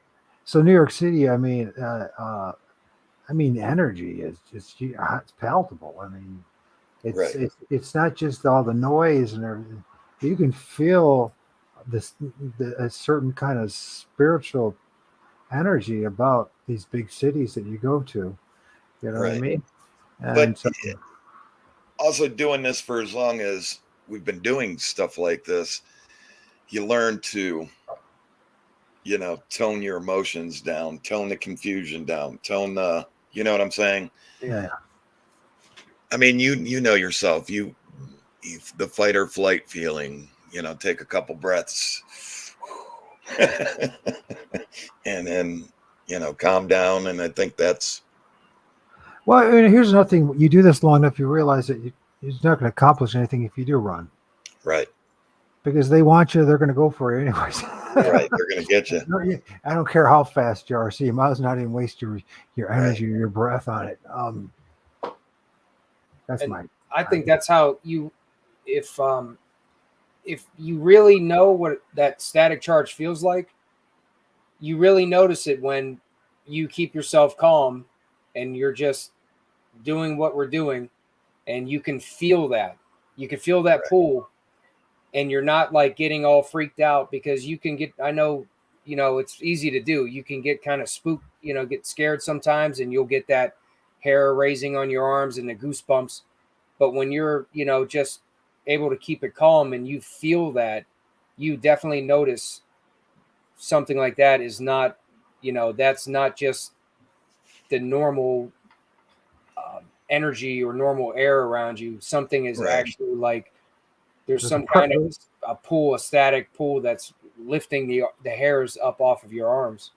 So it's an energetic presence that you can feel and recognize. Yeah, something was definitely doing it. So now that let's go from there to now let's get to the cold spot and the thermal readings, which this should be interesting. What did you guys see? What did you see, Jack? What did you recognize? When I set the camera down, I actually have to post these after this. When I set the camera down, it looked like blobs, like kind of like egg-shaped blobs that were, you would be able to, like you just seen an egg, but here you would see a leg come out and watch it move, but the leg would go back in the egg kind of entity. Oh, that's very interesting. Yeah. Was that the cold? Was that the cold view from it? Yeah. It was like a cold view, right? Yeah. Yeah. That was when we went totally blacked out with the lights, right? Yep. Yeah, I remember when you showed me those. And they were cold compared to the area. It kind of looked like the legs were coming out of this egg-shaped thing. It's actually is very intriguing and provocative when you think about it. Right. If these are energetic beings, and they are coming from like an orb, and if orbs are actually basically balls of plasma, very interesting connection, possible correlation between the two. You know Right. what I mean? Mm-hmm. Right. And they're trying to manifest, or I don't even know if they're even trying to. I'm not quite sure what they're up to. Half the time, I don't. Why do they just present half their body? I don't. I know something that doesn't make much sense. Just tree peak and stuff. I don't see. It's because you're looking and you're like, yeah, they're looking at you sometimes they're not. But you're like, what's the point of you? I don't think they're even trying to hide from us, to be honest. Right. I don't think you have any reason to hide from us. No, I mean, I think I would really like to hear other researchers. Like I hear Biggie from the Great Outdoors, and I hear Josh from PA Squatch Topics, and man, all the stuff that they get is so what I think everybody's getting if they only opened up their mind, because correct, everything out there is not Bigfoot. I tell you. No, it's not, and very few of it, if it is, it turns out to be. I mean, I'm not saying there's not a Bigfoot. I'm just saying it's a smorgasbord out there, and it's really cool. And it's going to be once I can see this, as they say, things repeat themselves. History repeats itself. My impression is that not too long ago, in the past, this stuff was much more well recognized, understood. It wasn't just simple little stories of mythology and children's folk stories about a few handful of different entities, but like massively, we're talking the whole spiritual interdimensional ecology of different beings. Right. And that possibility is when one really ponders it and really reflects upon it, one thinks, wow, it's a whole new field of inquiry that broadens the horizon of our world.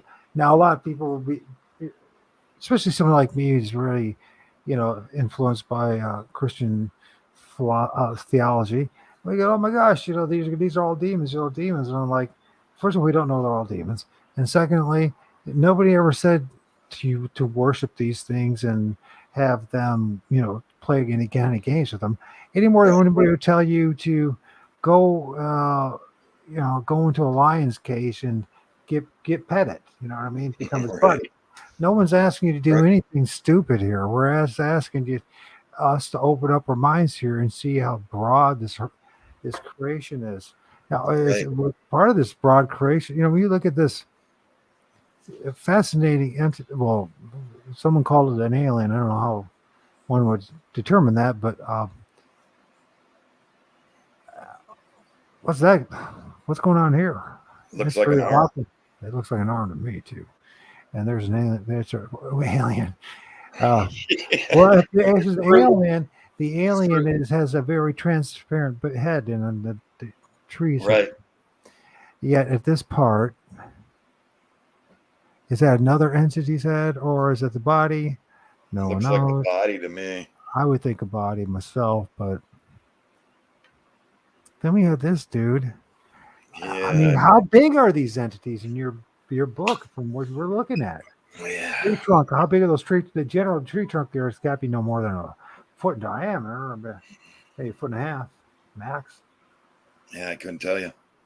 The height of a couple of those figures that it mapped on the SLS too made it seem like they were small.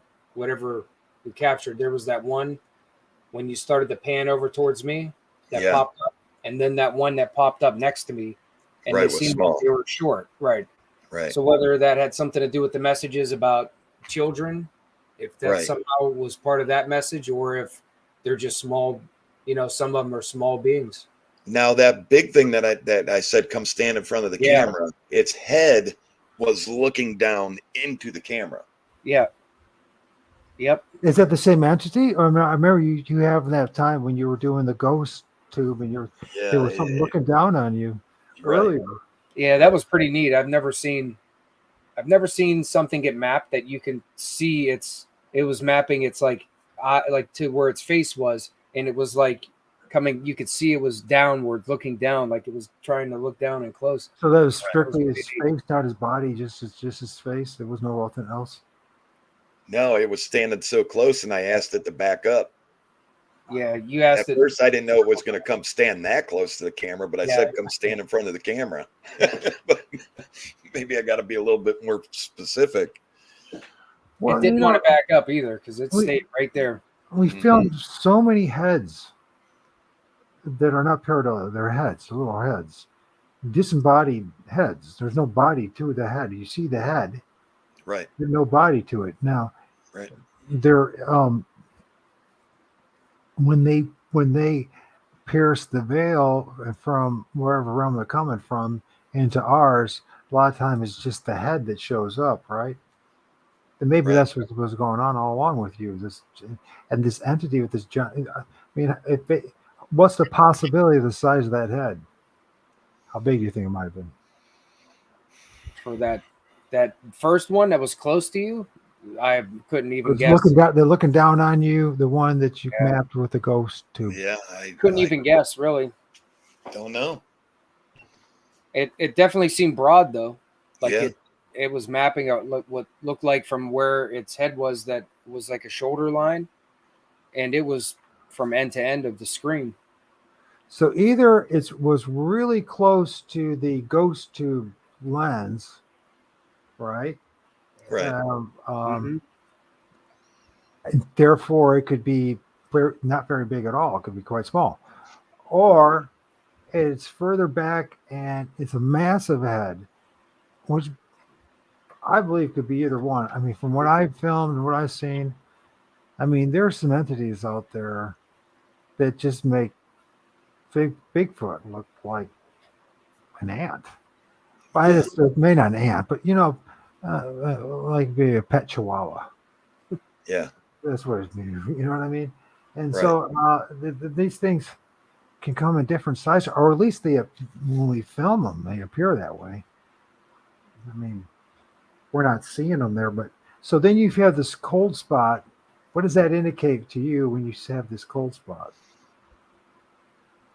What I've been taught that it indicates. What it means to you. let's be careful. Let's just remember throwing out everything. Right. Yeah. I gotcha. I mean, it could be explainable. It could have just been like, when you get around water and it was a hot day and the water's still cold, and maybe you get a cold pocket. Okay. Natural. What is Mike? Mike is the paranormal expert here. Sorry about that, Mike. I'm not quite sure. I didn't mean to insult you. Really. I don't. But what does it mean when you have a cold spot? Well, I mean, generally, the times I've actually experienced like something totally different than all the temperature around you that suddenly hits you, because it's happened a few times to me outside of being where we were at. And I mean, my feeling is that whatever was there, the temperature of it is just cold, really cold. Paranormal-ish.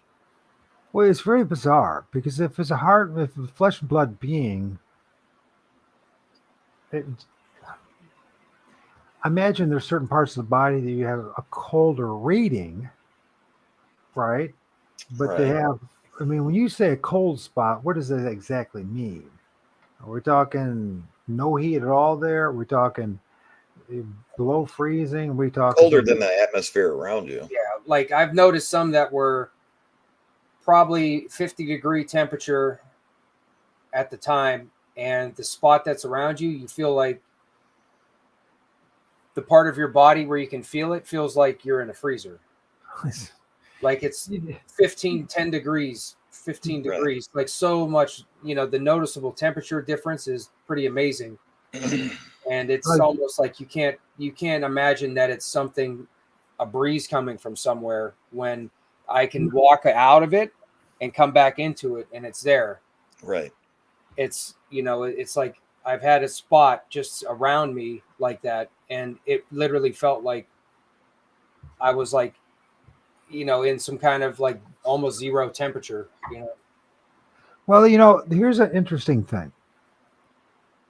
This is them. You just something that anybody can prove to themselves to, by the way. And during the day, when the sun's out, it is cooler under a tree in the shade, right?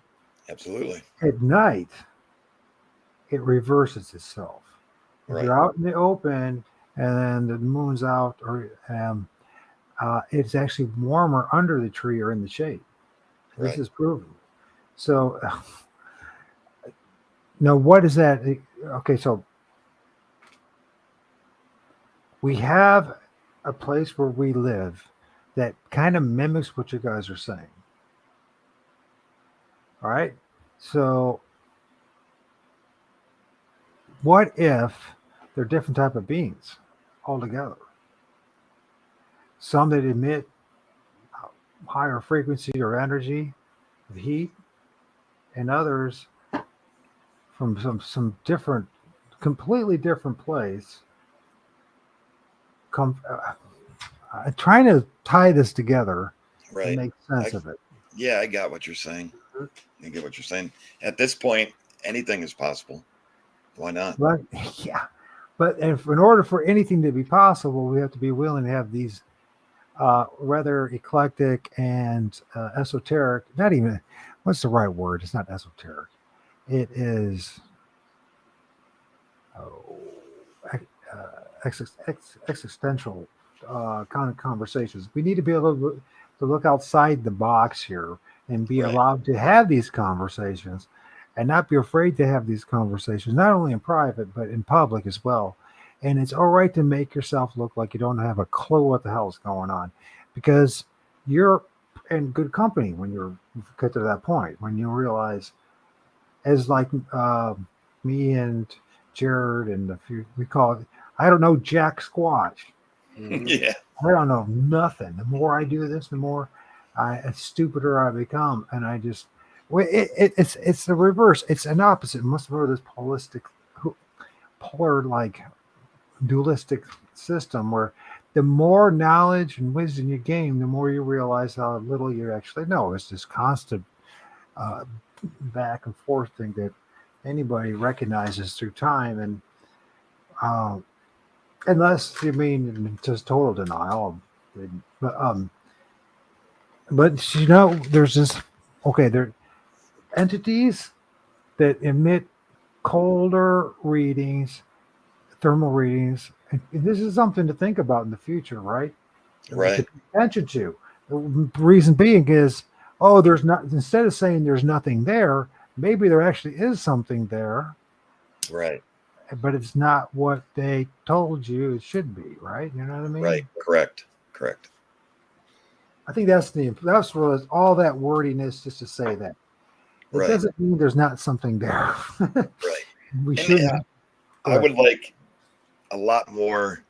I would like to see a lot more researchers jump into this, because they gotta be thinking to themselves, okay, I'm seeing it, Squash Topic seeing it, the Great Outdoors Biggie seeing it, and there's maybe a couple handful of others, but a lot of times I'm seeing what?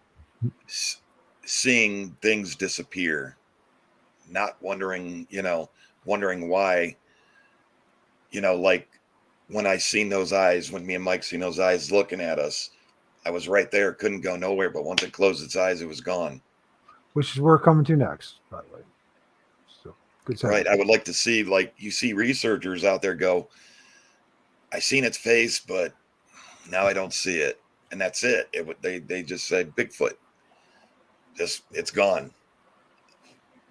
I like to see him go jump into it more. Where'd it go? You know what I'm saying? Like, kind of like what we're doing. I like And to when see that. when you see things go up into the tree that look like a smaller, right, smaller size transparent thing just kind of float right up the tree, and then there's something up there that is looking at you. Those kind of experiences make you realize, okay, that's why I'm a broken record about this tree business, is because I know that's the key. I mean, until people get zoned in on this, I mean, they're going to be constantly Right. I Squash think, Topic PA says they go into the trees or cloak. yeah, and then we have to then define what that means. Cloak, you know what I mean? Right. Disappearing is same. You know, I mean, because we have to define that clearly. Right. It's not like if okay, let's put if it was Predator, like the movie, that type of cloaking, that thing still made noises. Right. If it is something completely different, like disappearing, like vanishing, then it wouldn't make any noise. In other words, I'm here one moment, I'm gone the next. Yeah. And that happened to us out there in And this that video. makes a hell of a in that lot more video. sense. Right. Yeah, it makes more sense that that's exactly what's going on, right? Right. They're It popping closed in its and eyes out. and it was gone. So these eyes, you guys were talking about eyes, and I think those red ones that you got photographed from when you were there were the same ones I seen off the trail that night, that first night we were there. Right. you said there were moving eyes. Yeah. Yeah. What does that mean? Like it looked like it was running. Like it, and you could still see, I saw what looked like the red eyes blur, like for maybe 10 feet as through like some of the gaps in the tree branches as it went. And then I couldn't see it anymore. There was a massive entity in that area, and I shared. Remember, you guys, last time I found something, and I didn't even try at hard. I found something similar to this. Remember that? Yep. Yeah, yeah. two It's times, taking out. two different time, same location, two different times. This Yeah. is It's taking out the trees in the background. yeah. You can see there's a tree right there. Yeah. And that's big. So, you can see the eyes, and I have. It also begs the question if there's even one entity or multiple. But yeah, I filmed this thing or things that look just like this that manifest this way, where they have two rather large eyes, but really separate. I mean, look at it; they're how far apart they are from each other. It's not Bigfoot. It's not a dog man. I don't know what the hell it is, but it's big, and it has its eyes are much more spread apart from each other. And I filmed this thing numerous times. Yeah. And It's a big Viking. What's that? Said it's a big Viking looking at us. Well, it's interesting that they brought up the Viking thing, but that also it's interesting too is the more and more we study about and putting the pieces together of the ancient history of the Americas. It turns out that there have been people all along trading, whether it's the Moors,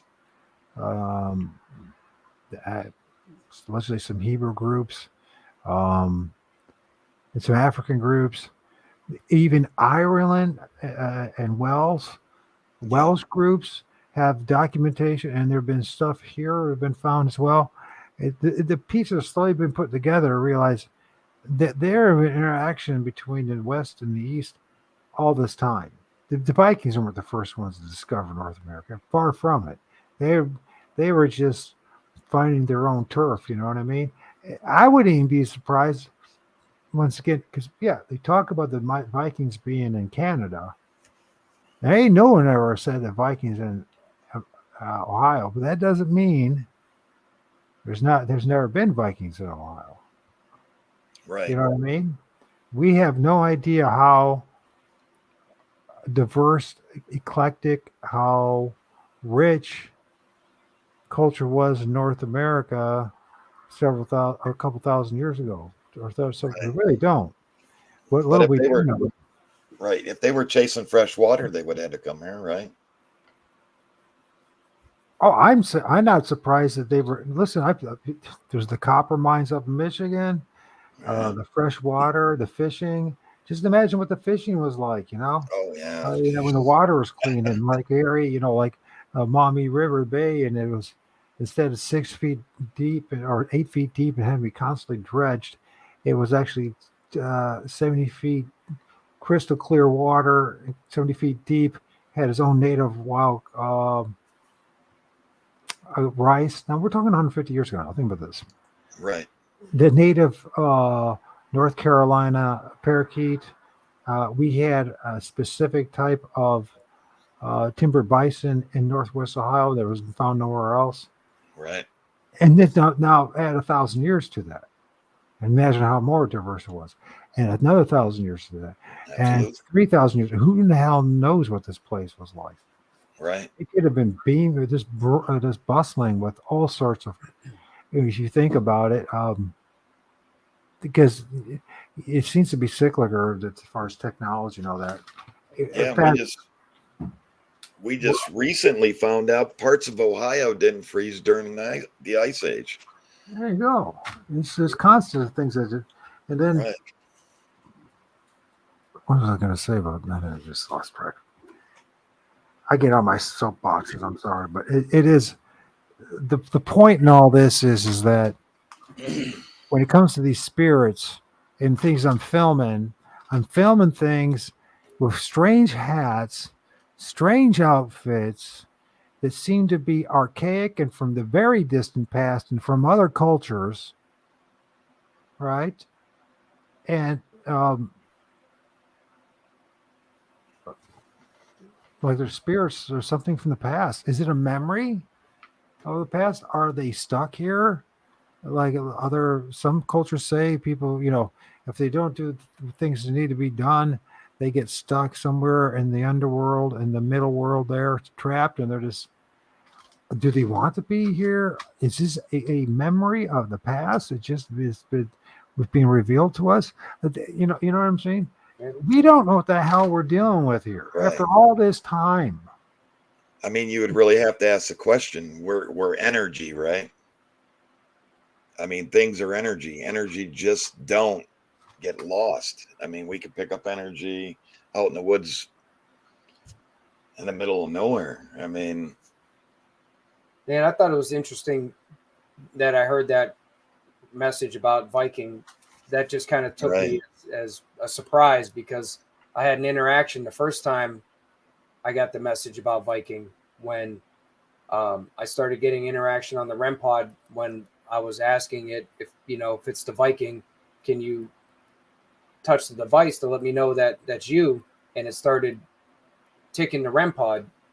That was our first night there. And then when I heard that message say Viking again, I was wondering, I wonder if it's the same energy or whatever it is that was there before, if it was letting me know it's there again. Right. There's no reason there's no reason to assume that it's not telling you the truth when it's saying it's a Viking or brings up Viking. Right. Now, it could have been a Viking fan for all we know. Right. A football team, right? Yeah. Or it really could be just because. Here's another thing: if these spirits can travel, and you say there's a Viking spirit, from Western Europe who dies there and somehow is trapped here, or he has the ability to go to different places. Is there a reason why he can't come here and give us a visit, type of thing? Or this also brings the question: was there Viking settlements along the Ohio River way back when? And there's or what we would call, we'll just say it for what it is, Viking. You know what I mean? And why not? Why can't there have been? You know what I mean? Yeah. I mean, the Hopewell Mounds and everything else. I mean, the amount of history that they deliberately just wiped out and hidden from us. We have. Right. This could be the spirits of our distant relatives trying to reach out to us to reteach us, re-educate us on who we are, where we came from. Right. Because apparently we really don't know. So, right. The swamp, bros, the absolute coolest thing. The swamp. I mean, we're talking freezing camera. How long did the camera freeze for, and how many times? It happened to me. The only time I've experienced that with my camera was when we were noticing the object up in the sky. Right. And I even said that because I saw some kind of a jump or skip. I don't know if there's some kind of interference, but I've never you see that on mine too, Mike. Yeah, I never experienced that before with that. And it was real noticeable because it was like a complete freeze and jump. And I was like, whoa, I was like, something happened there. I had a skip or a freeze up. Yeah, and on mine was opposite. Now, if you look when I go up to the sky and I'm looking at this thing and I pan back down, my camera don't focus at all. Yeah. Oh, and one more thing too, I noticed when I was going over this video, when at that same point, my audio kept fading in and fading out. And I had no idea it did that until I was going over it. And I'm like, why do I sound so far away? And then all of a sudden you'd hear a blip of it normal again. And then it would fade out and it sounded like I was far away again. And then it was back to normal again. But there was that brief time and it right when we noticed that, and I was looking up at, that object recording it. That was really strange. Yeah. Right. But well, I imagine in a few more months, Mike, you won't be saying it's strange. I mean, this is part of the course. Damn, once again, I think sooner than later. It's a powerful course, and it comes to Bigfoot research. So, everything that seems to be thrown at you at some point in time. So you guys are going out tomorrow with Trapper. What's any other projects coming up? I got one that I've been working on. Between my house and Mike's house, there was a sighting off railroad tracks. So I've been doing a couple things down there, gifting and seeing if they travel railroads, because we're only 13 minutes away from that spot. We're on the same tracks? Yeah. Same tracks. The same tracks that you hear in the background that would be parallel to the ones that they're using. So that would be the Chicago Norfolk line, the one that does he have like two tracks and like main tracks is constant trains going back and forth, like a main line going east to west? Yeah, that night it was crazy. It was like there was a train every 2 minutes. Yep. The main line is the main train. Because I used to work for Norfolk, so I used to be a train conductor. So I took freight to Chicago. I didn't go east to Norfolk. But there's a lot going on. I mean, so there's a lot of energy being produced. Yeah. Friction, a lot of static, think about all the rocks, the steel on steel, tree energy, water flowing energy. Did somebody die there? Did somebody commit suicide there in a train accident? I mean, a lot of people were doing that constantly on that main. Right. So, was there skirmishes on that land? Then when you said a sighting, what did they say? They seen it going up the tracks. What do they believe they saw? A Bigfoot. Okay. What color was it? Black, all black. Jet black. Yep. Yeah, and what's weird is what spawned this was I had received one of the first glow sticks ever used when we went out. The very first set of glow sticks, I got one of those back on my car. How long after, excuse me? A year. A year. Yep. Walked out to my car and bam. There no was. Footprints, no signs of. Nope. Just okay. Yep. And then this sighting, are they using the train tracks? And I put it out there on the cameraman chat room, and a lot of people say, yeah, they do use the tracks. So how and why? That's the questions. And somebody yeah, used to walk those tracks. I never once ever saw a Bigfoot print. But then again, I wasn't looking for them either. But right, um, then again, if you see a 21-inch footprint somewhere, it definitely make you stop and think right. for once. Most of the time, though, we are walking at night, and most of the time we're on the tracks. And all that time, I never saw Bigfoot. And I walked miles on that track. Yeah, I I used to wasn't, walk when I was younger. I can tell you I didn't see Bigfoot, but I've seen something. you saw something. What do you mean? Oh, that's for a different time. Okay. All right. It's an actual paranormal ghostly thing. Ghostly. Well, listen, I'm filming stuff where there's a thing that looks like a Bigfoot next to something that looks like a human being.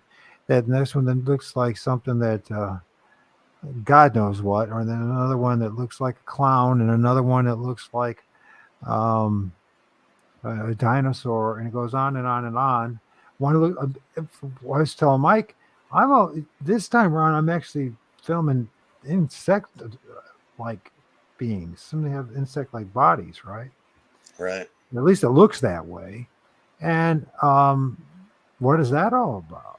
I mean, is this just a whole bunch of effery going on here? You're just Yeah. screwing with me? Are we just seeing different times in this, or different places, different parallel universes, right there? Right. There is literally another place somewhere. The creative force has made things that have human faces but insect bodies.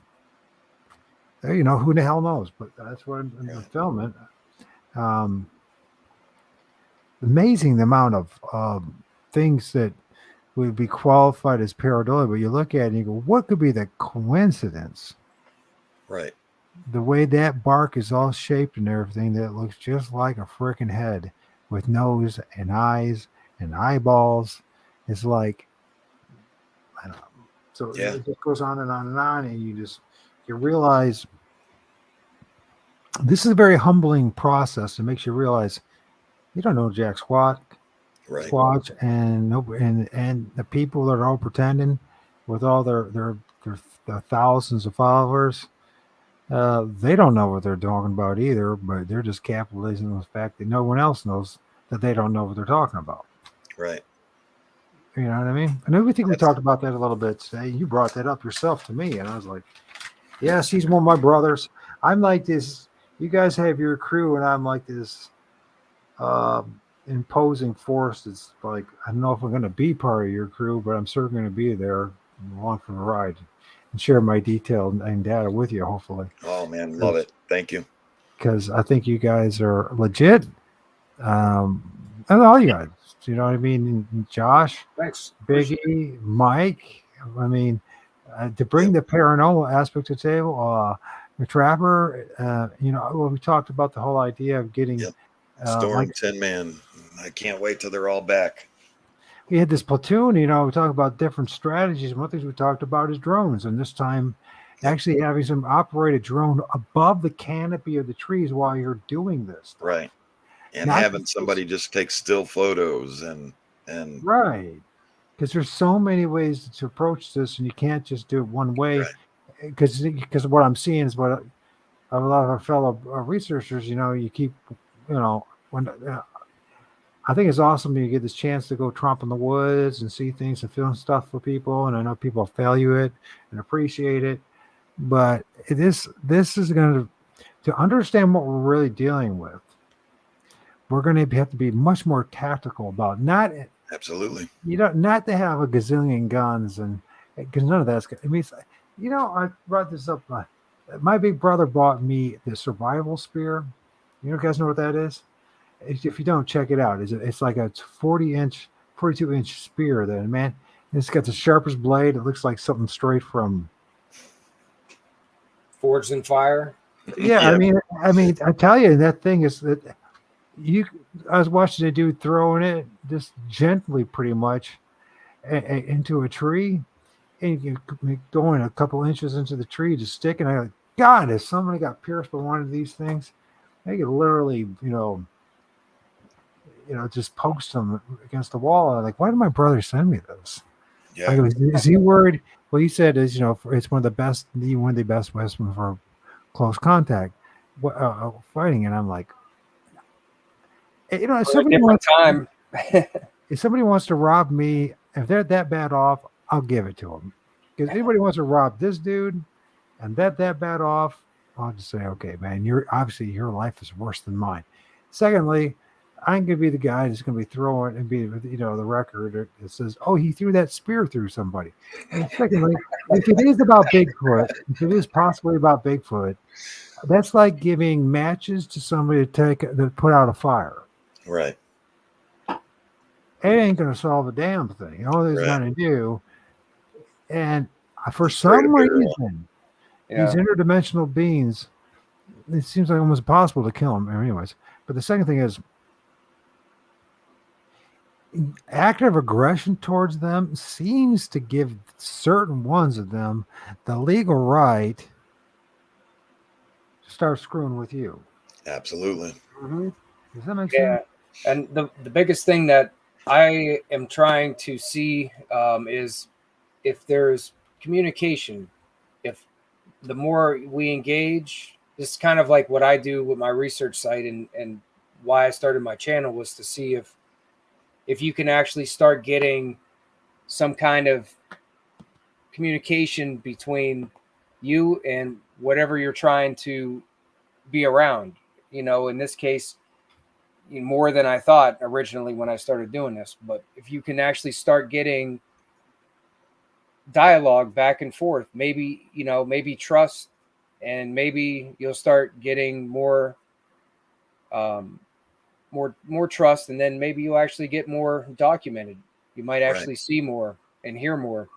And I think that's what's going on with us. Yeah. And by the way, to my big brother, I love you to death, bro, and I'm so grateful you care about me. And thank you for the survival spirit. Who knows? Maybe someday I might. I don't know. But I mean that. He's awesome. He was an ex-Green Beret. He taught boxing. He had his own dojo. He's like, he's really into that physical side of the reality. So you do need to have warriors out there. I'm more the misfit, out of place, never quite got there, the flunky shaman dude. That's what I am. You know what I mean? That kind of guy. They didn't quite reach potential of what I was supposed to be. But anyways, but it seems like you guys are doing some. Well, I know you are doing some captivating, excellent work. It's so I don't. And it's so simple, and it has. We were talking about it. It has to be spiritual as well. I truly believe this. For you, there's no coincidences. So, for you and Mike and the rest of the guys to get together and get to know each other, in particular, the combination of putting you and Mike together, you guys work so well together. I'm not saying the Trapper and you don't work well. You guys work well too, but you guys are like a different, totally different in your approach. It's clear. I mean, you guys are more on the hunt for the possibility of something physical, right? Right. Whereas you and Mike are on the hunt for something a little more paranormal. I'm not saying you're not, that they don't blur, that the lines don't get blurred a little bit, but it's clear you see the distinction. And it's so refreshing for me to see dudes from two different disciplines get together and work it out and just say, hey man, this is what's going on. This is what we're saying. I mean, if these things, like I said earlier, if these things can just close their eyes and disappear, I mean, I'm not calling it paranormal, but it's a form of paranormal, right? It's not normal. Yeah. And we all clearly see something that we call a Bigfoot, and it's there 1 second and it's gone the next, and you're looking up in the trees, you can't find it. Something's going on. Well, why can't we call it all the above? It's paranormal, it's interdimensional, it's parallel universes going on. They're Are they going through portals? uh, Let's find it. Let's find them. it's all. It's all. I mean, look at this entity. Yeah, that's weird. Who's she? No. Did you send him that one with the red eyes that you captured? So you got this black entity in the background, right? You see there's two eyes in his nose, right? And then there's this entity of the white. Clearly, she's got the bright eyebrows, the eyes, even the eyelid, the nose, the little mouth. There's very what's stuff? Is it white hair or is this some kind of hat? I don't know. Horns. Horns? I didn't see that, but because up on the top there, it's going up. On the other side of it. I mean, I could also see how this could be somebody could see this an eye, and this is like a big nose, and this is the other eye. And so, what I look at is that this is like someone has got pretty chubby cheeks, and a chin and nose, mouth. But you could also kind of, oh, wait a minute, I see it differently. Like it's like a ghoulish thing. Like this could be like his mouth, and this is his teeth, and this is his nose, and regardless of what it is, this is how these things work. And that's what is so. People don't realize how time consuming it is to analyze photos properly. Right. Properly. That's why you have to get the original copy, because there's going to be problems always in translation. So every time there's a copy, from one source to another, you lose integrity of the digital image. Secondly, then you got to really, because with if there is an element of pareidolia in this, right? Or at least it's not really pareidolia. What I'm seeing is something there seems to be multiple entities in every image. And you can easily get tripped up on from missing the main one from all the other smaller ones interacting with it. Right. This in its own right tells me that there's a possibility that when we're taking these images, that we are actually capturing multiple dimensions. We're not just a specific dimension or in our own dimension, but we're multiple dimensions going on, because they seem to be massing up and boiling up like they're in a big giant cloud of spirits. That still could be the case as well. In which case is even more bizarre than that, than we can even imagine. So, I wonder. I know I'm going to bring this up. Long Island Bigfoot, my friend. Have you gotten things like this out in your area that make you wonder what's going on? You have to. If you've been doing this long and taking images, you have to. Right. You don't even have a choice in the matter. You might want to be in denial, I guess. But what's he saying? Is he still there? Yeah, he's still here, I believe. Yeah, it looks like he's still here. Yeah, there are multiple entities. These multiple entities. Look at this guy. He almost looks like he's got a hand right here. Or is that it? Let's see. That almost looks like, is that a hand? How about those red eyes? Did you send him those, Jack? The photo with the 2 eyes? I think I might have sent it to him later. I don't know if he got it or not. Before the... Did you know this one? Did you notice this one right here? No, I didn't. I just noticed in the center. You can see the eyes clearly, eyebrows. You see that? It's got like a dog head on top of its head. But as you can see, God, it sticks out like a sore thumb. You can't see that face? You never seen that face before? Mm-mm. That's more. First time I'm seeing it.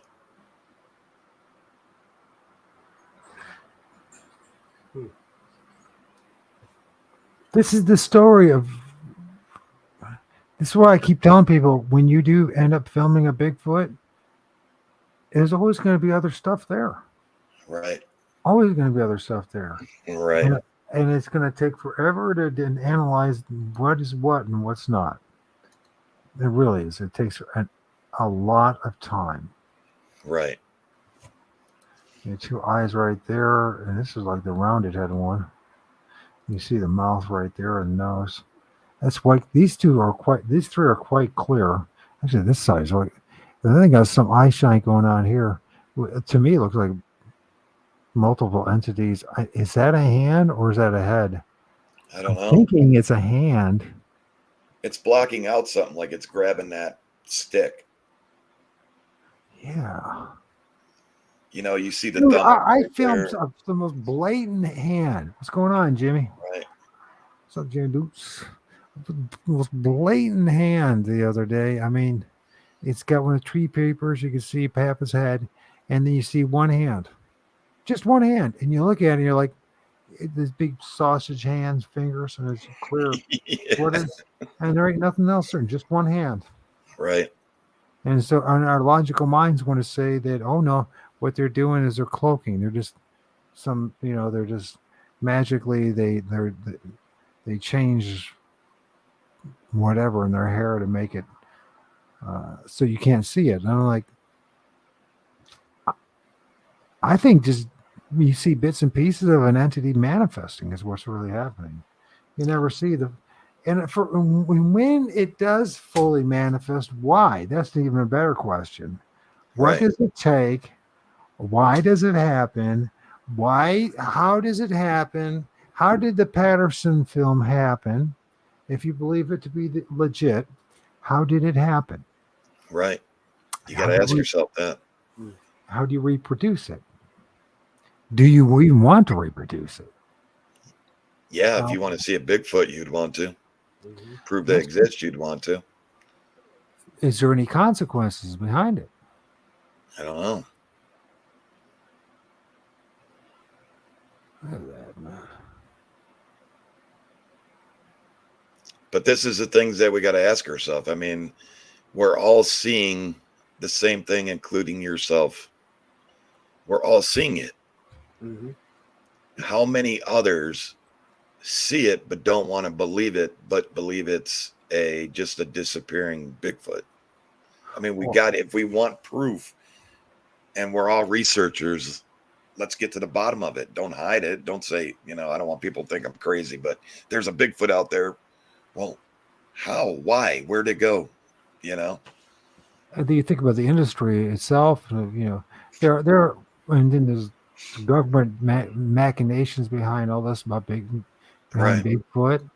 and dogmen. You have to be.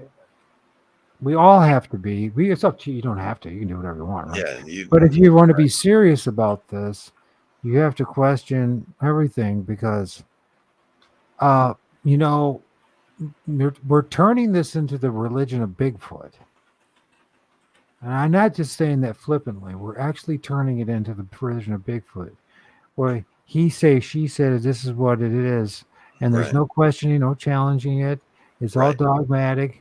And once you actually, and once you go end up and start doing your own research or have your own experiences, encounters, and then you start listening to the big names, and you're like, dude, how's come I and all the other guys I know and gals that are actually seriously doing this serious research are saying something completely different than you? Why do you have 100,000 subs or 200,000 subs and are just keeping regurgitating the same message over again?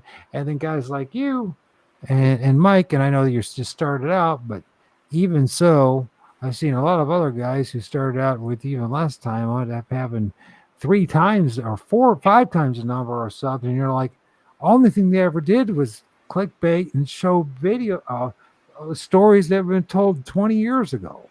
Right. Nothing new, nothing to do at the table. And so the question then becomes, do we want to become part of the Bigfoot, the Church of the Bigfoot? No, I want to solve it. Yeah. I ain't got much time. I mean, none of us do. We don't know when our last day is. But before that last day, I want to solve something. I want to come up with my own conclusion. Don't have to be everybody else's, but I want to at least have mine. It was nothing more than in the day that, dude, it seems very ghost-like, very spiritual, very interdimensional. And this is about best we can say. We don't really know what the hell it is, but there's a whole bunch of we don't know what the hell is out there. Right. Which is the beginning to really to the next step of learning, right? Right. And if we can't be honest in the beginning of this field of investigation, it's corrupted from the get go, and we're never going to go anywhere. So, guys, share with. So we got For those who might hear this, who have not heard of Mike, this is MT Paranormal Life. It's going to be. It's already in the description as a link. Them and Jack. His show is The Cameraman. And he has in his crew of dudes like he's got a brother, the Trapper showing up tomorrow with you guys. Yep. Are you all three of you doing it tomorrow? Oh yeah. Yep. That's going to be very interesting. Have you guys worked all together before? Oh yeah. Oh yeah. Yeah. Okay, so because I don't recall. Oh yeah. I don't recall. When was the last time all three of you worked together? Oh yeah. There's a lot of us, a lot of the team that's coming back is we've all worked together. Is it because the season, the temperature, it's more pleasant now to do something, whereas wintertime, Right. Yeah. Like this is all year round for me and Trapper. Yeah. But it just happens to be this spring. He's busy with his trapping business and works full time. Tin Man's out on vacation, working his way back to Ohio. Well, you know why you guys are here too. What the hell? Tell us more about what the hell happened with Biggie and what did they face? Do what? Biggie saw a big face come out of the tree. Mike said a little bit about it, but when Biggie when he was with you guys, told that story at the beginning when you started the filming when we were down. When all four of you guys were together last week. He told his experience when he was there with Josh and how the Bigfoot came out of the tree. Yeah, and then went back in the tree, scared him. He said he jumped back and was all like, "What the?" Said some choice words, and didn't it vanish or disappear? Yeah, it went back into the tree. He said it went literally. We're not saying it went into a hole, or we were saying it actually went back into the tree. Right. Like what I'm saying. Yeah, he told that experience at the beginning of the live stream, right? Yeah. Yep. So if you go back to that video at the very beginning, Biggie does talk about that experience. I've seen that little section of the 18-second section and the snippet of it. I'm talking about it. Did he say any more? Did he go into any greater detail than that? No, but Squash Topic PA says that he's seen it too. You saw the same thing at the same time? That's what he's saying in the chat. Oh, okay. Yeah, I don't know. By the way, I totally believe it because you're talking to a guy who's seen Bigfoot pop out of a tree myself, you know what I mean, and see him go through a tree. So the first thing when I started hearing somebody who's got cred say he saw a tree pop out of a tree, a Bigfoot pop out of a tree and go back into it, I know it's pretty much legit in my book. Yeah. Because the average person would even think that. Right. So that goes back to saying all of these, us 5 groups are coming up with similar situations, including yourself. I wonder how many more are. I mean, you know what I'm saying? How many more groups really see something but don't say it because they're in the Bigfoot church? You like that? The Church of Bigfoot. I do. It's really much as it's turned into, and people don't. That's a great way to put it. We're so easily indoctrinated and manipulated. All of us are, and you have to be constantly vigilant and saying, you just have to constantly just say a simple thing. Do I really know it? Right. Do I really know it to be true? Could I really prove it to you 100% what a Bigfoot is, or what Dogman is, or what we're dealing with. And if you have any integrity, you're gonna have to, be honest about it and say, Right. I know I'm having experience with something, but I don't know what. And believe me, it is as real as can be. Is the squirrel running across my front lawn? To me, at least, it's just as real as that. Just as real as the conversation that we're having right now. My experiences, what I've seen. But if I fully tell you, explain to you in incredible detail, that's the word, credible detail. Right. Exactly. All right. I mean, and if Bigfoot was solely I don't know, if it was solely simply just a flesh and blood creature, knowing who we are as human beings, well, either we have extinguished them most likely, or one would be in a zoo at some point somewhere. You know what I mean? Right. That zoo would become the most famous zoo in the whole damn world. Right. Absolutely. You know what I mean? I mean, everybody and their mother would want to come see Bigfoot in a cage. And believe me, we know how to build a cage strong enough, and powerful enough to hold the biggest, baddest mountain giant, Bigfoot, whatever. We do know how to do this. We really Absolutely. do. And but the thing is, you can't put them in a physical cage and expect them. I mean, if you can go through a tree, go through people's walls, we're dealing with something. And we just have to be honest about this. This doesn't have nothing to do with being woo. This doesn't have nothing about being some far out thing. No, it turns out complete opposite. The more we do this, the more we realize this is what's going on out there. Right. And the woo thing is all the bullshit that they've dumped on us in the very beginning. All of this, Right. This argument about flesh and blood, or it's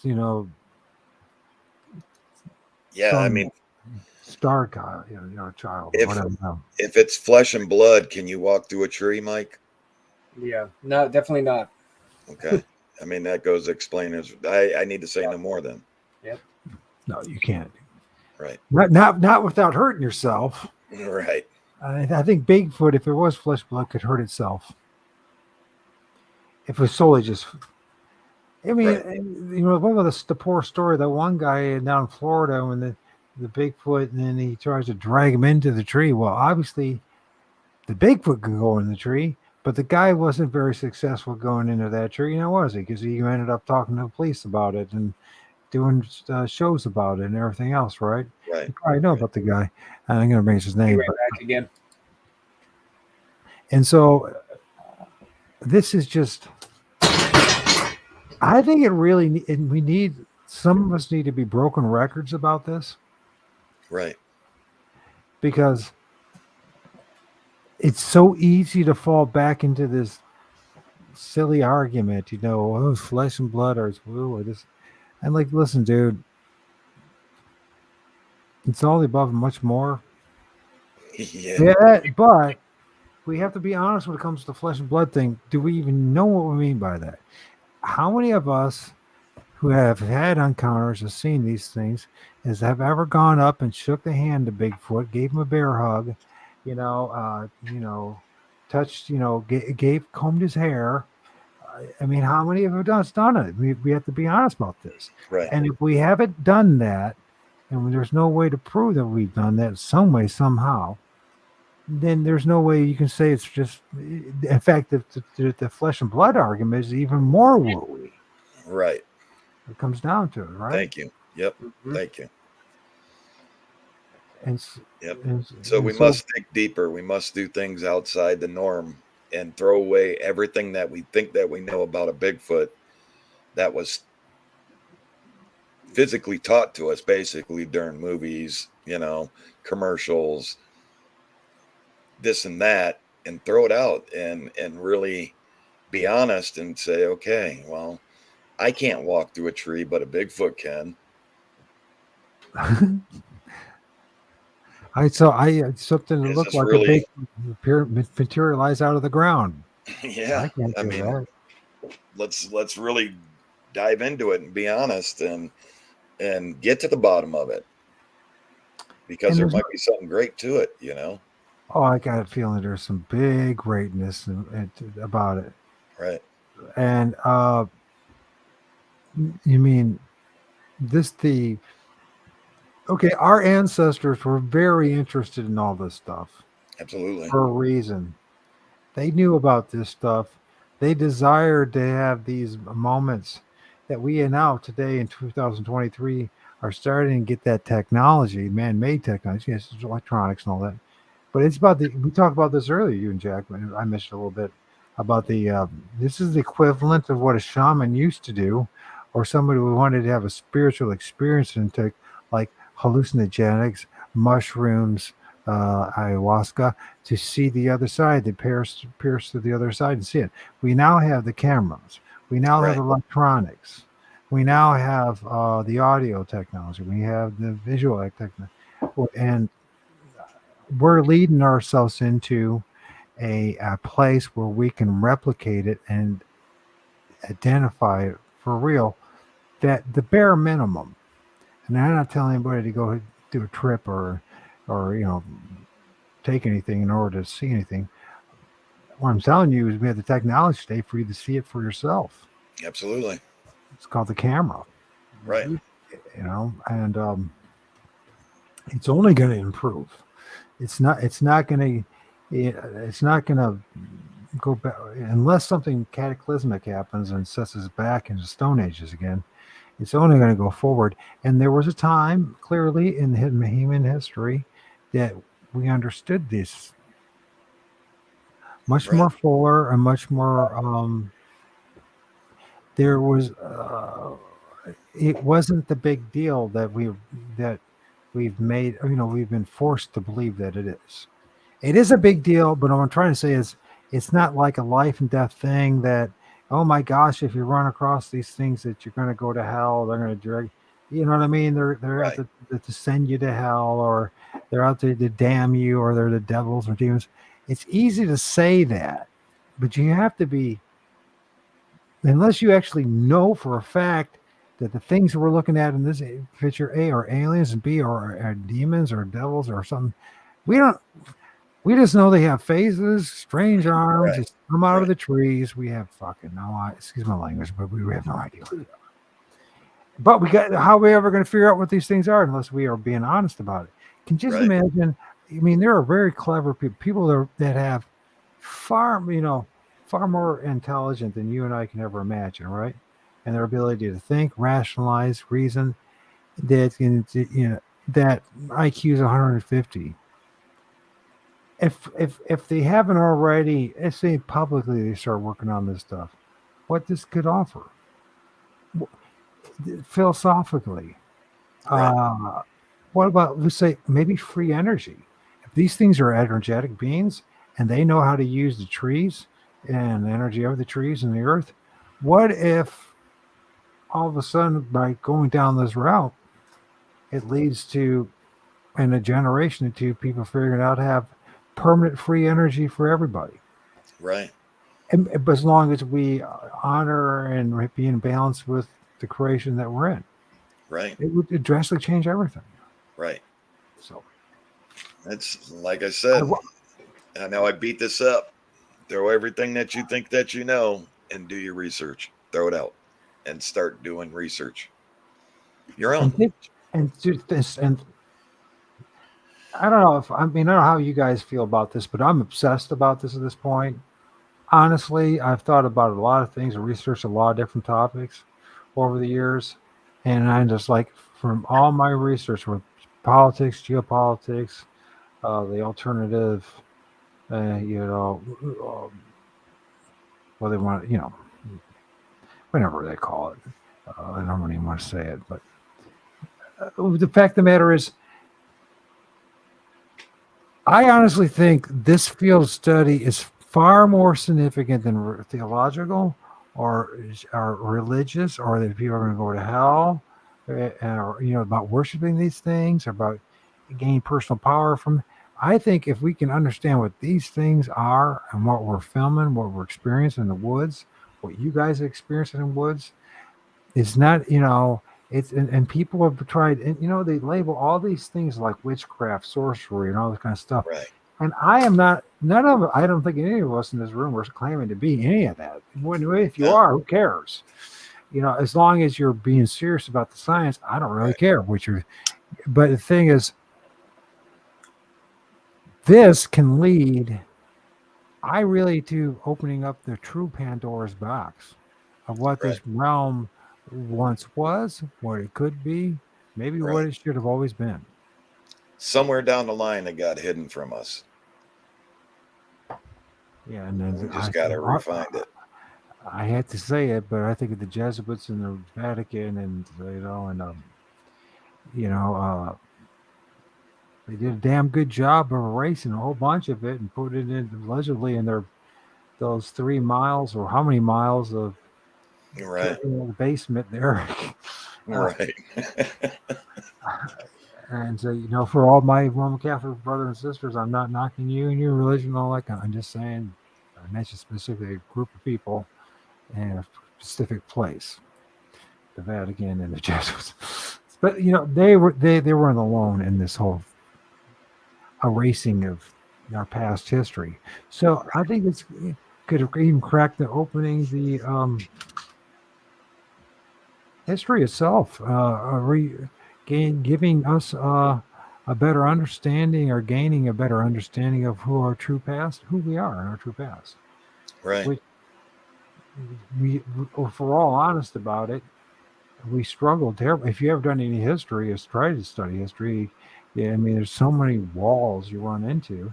Most people don't even realize who their 5 generations back, who their relatives were, right? Don't have any clue. If anything, it's like they saw it in a journal or in a genealogy book, and that's it. And we really don't even know. My great grandfather, I don't know jack squat about. No, I just know a name. That's it. And they don't give you much on ancestry or anything like that. I don't think, knowing what the guy did tells you the whole story, like, okay, he worked at a mill. He was in the army, and, he lived to be 78 and lived in, Kentucky. I want to know the guy. I want to, did anybody know him? Give me a book on the guy. I don't want to read basics. When we tie this together, what is the correlation between the world and the middle world?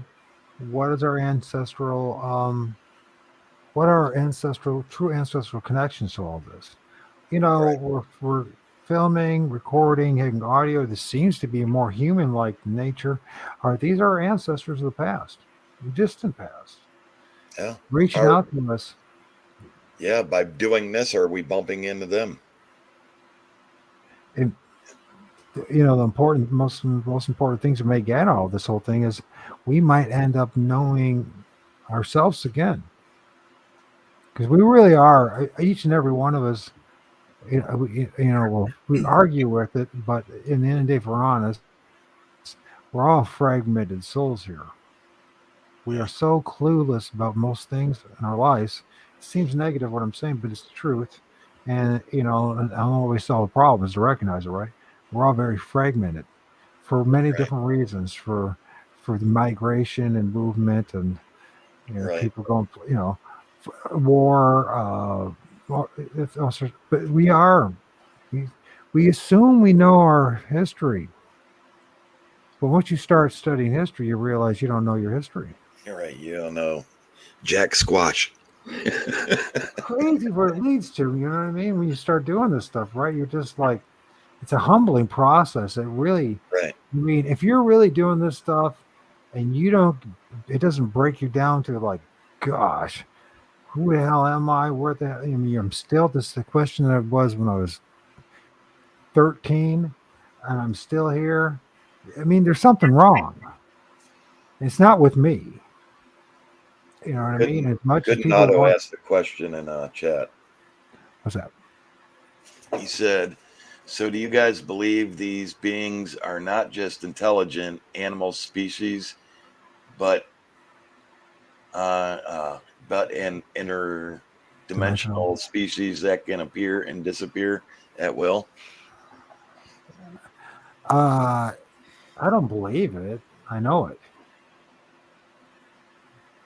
What do I Yeah, mean by that? What I mean by that is I've seen a Bigfoot go in, come out of a tree. I've seen him go through a tree. I've seen him pop out of the ground. I've seen him come in and out. So that part I know 100% for sure. That right, is some. It is some what we would define as an interdimensional being. Now, whether you want to where in the pecking order of things are they superior beings than us in intellect and morality and everything else, or are they lesser? I don't really know that. I don't know if there's a different place that they actually dwell on a permanent basis and only come here and back. I can't tell you if they come from a star or from outer space. I can't tell you a whole bunch. That's what's so right, frustrating about it. And what's really frustrating, but it's a very important topic to go down. And most people get, what happens is we get wrapped up in storytelling. We get wrapped up in that because yep, with all these empty promises from all these big names of the it's just around the corner. There's a special report. There's a dude, this government agent's going to show up and tell us, or there's, this, that, and the other. And it's just always the same thing. It's just bait and switch things. What they're doing. They're just the best thing to really do in this situation is to be boring about it. And then it is to say, I don't know what I'm dealing with, but I'm going to keep pursuing it and to figure it out. right, There's something that causes me fear. I need must face. There's something out there that's multidimensional. There's something when we say that, that means it's here one moment, it's gone the next. right, Somehow it can manipulate the physical realm, and other times it can't do anything. I right, mean, it's you just can't. You can't. You might yourself wanted to put yourself in a camp in a group and say, I'm this group or that group, or I said, but you or I believe we are limiting ourselves by putting ourselves in any group or any category as far as where we're at. It's like Jack is saying, got to just erase everything and have an open mind and forget about everything you learn about Bigfoot. right, Honestly, that's where we're at. After 50 some years, yep, 60 years of all these books and all these experts, we're at the same point but maybe it's time to that a group of us actually get honest about it. We don't have to be a new ager. We don't have to be a religious fanatic. We don't have to belong to any other group. We don't have to pretend we go out there with. I mean, it's probably a good idea to have some protection in the woods, not because of Bigfoot, to be honest with you, but because of your, who knows what crazy is going to be in that woods. You know what I yeah, mean? But I don't know anybody.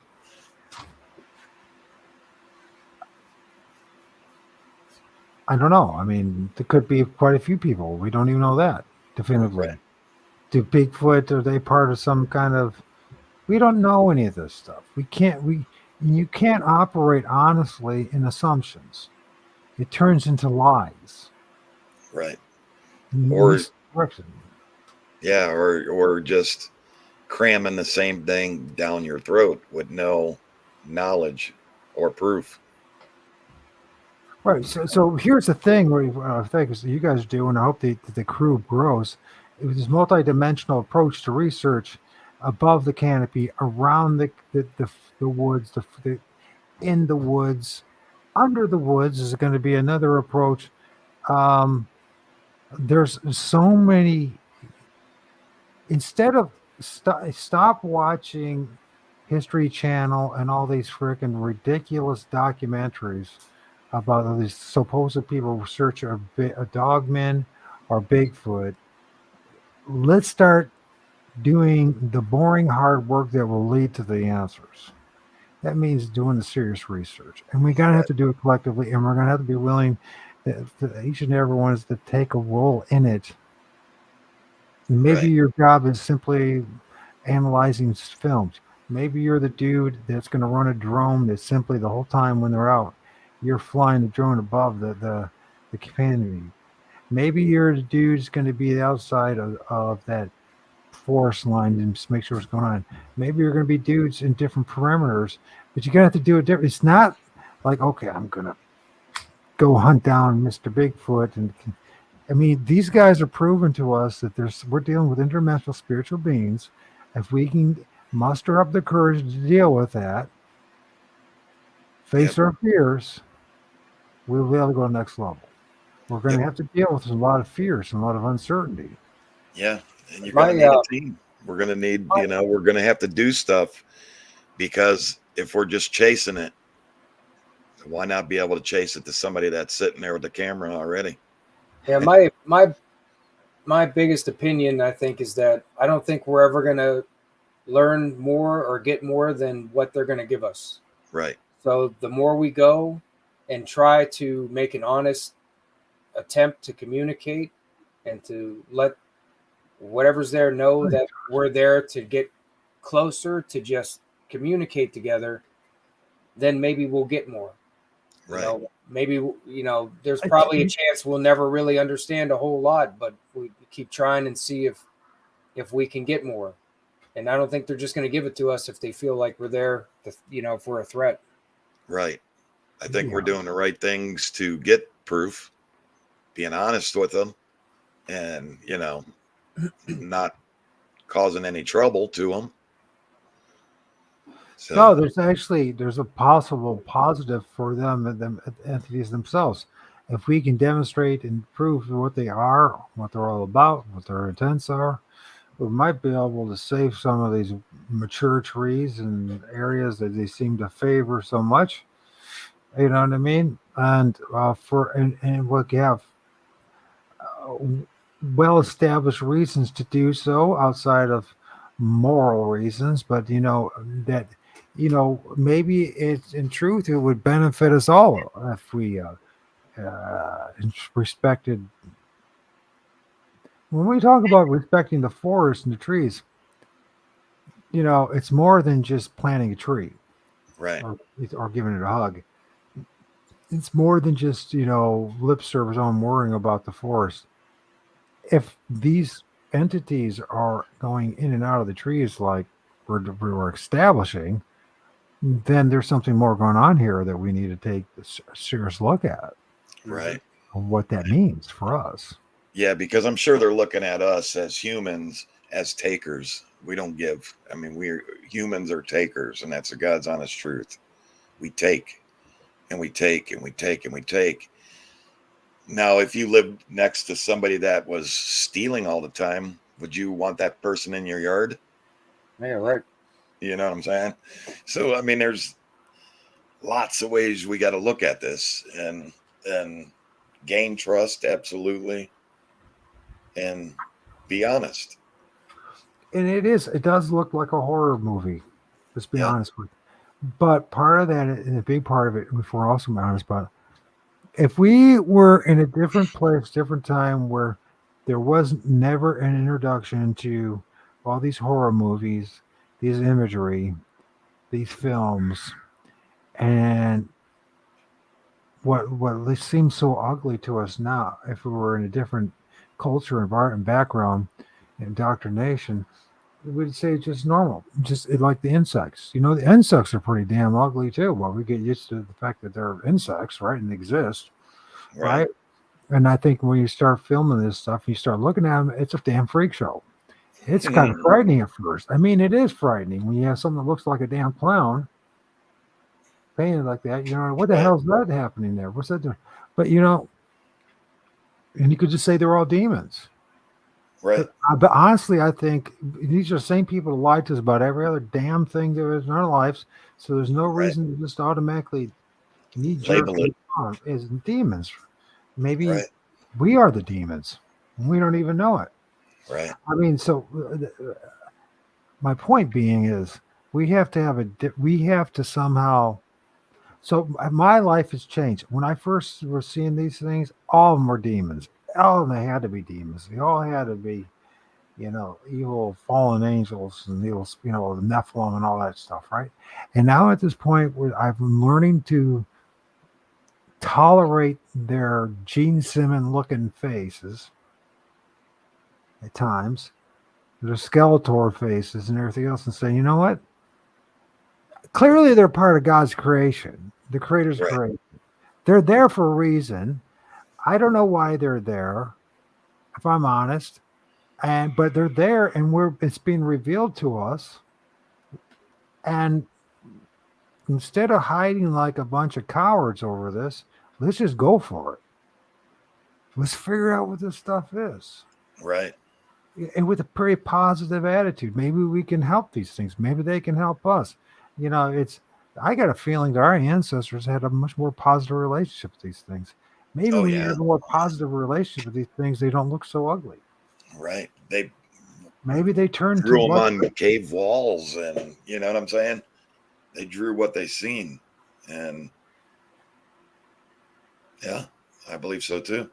It's such an important issue. I mean, I study so many things, and we're never going to solve politics. You can argue to your blue in the face about what party you're in and everything. Nothing's changed ever. I mean, wars, governments, all these human institutions, as long as we're still running the way we're running them, nothing's going to change.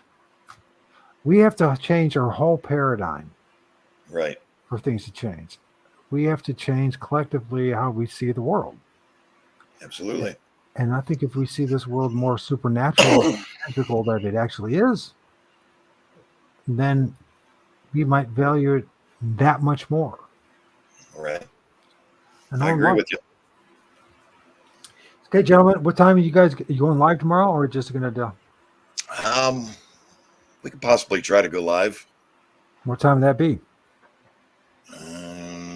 What time you thinking, Mike? What time? We usually go live in the later hours when it's dark, usually. Yeah, we can go live during the day. No. Yeah, that's fine. I'm good with that. Yeah. Now, I don't know if you knew this, but if you could, and if you're hooked up on a couple things, maybe you're doing OBS, you're doing the YouTube live, or you use StreamYard. YouTube live. Yeah, from the cell phones usually. Yeah. So here's I believe, I think you still do it even with. I have to look into it, but I know with StreamYard, like you can have multiple. Like you could like invite me, and then I could run your live on mine. And if we figure this out, I'm just saying it might be too. I don't think it's going to be that big of a hassle once you figure it out. It's just a couple of steps. But my point being is, you guys could not only have me, but you could probably end up down the road. You could, while you're going live, you have your channels, and you could also have, a dozen other channels running the live on their channels. Oh, that would be neat. Yeah. Now that would lead people to your channel, of course. You don't have to do it all the time, and then we don't have to talk to you. You don't have to worry about. You don't have to interact with us. Like I could interact with the people in my chat room, and and then I wouldn't have to worry about having this conversation with you and trying to pretend I can talk to 20 different people at once. You know what I mean? It just doesn't work. It's difficult enough to have two guests and try to, you know what I mean? I think that'd be neat. We should try it. Yep. So we'll think about that and look into that. I'll try to see what I can do about that. Okay. My son's supposed to teach me this weekend about OBS, finally getting that right. And I know you probably be too busy, but tomorrow to figure it out. But in the future, let's think about doing that, because I don't know. It may not be beneficial. So, anything else you want to share with people? Right. Is there anything else you want to share with people before we end this? No. Almost 3-hour marathon. If you're probably a lot needed to be talked about. And we have just really brushed the surface of things. I think I spent a lot of time thinking about this stuff, and at least for me, it's just like just touching the very bare surface of this stuff. I mean, philosophically, morally, theologically. biologically, biology, ecology. I mean, this is a paradigm shifting, shattering event that we're privileged to be part of. Right. I'm not just talking out of my ass about this stuff. This is Right. really what's going on.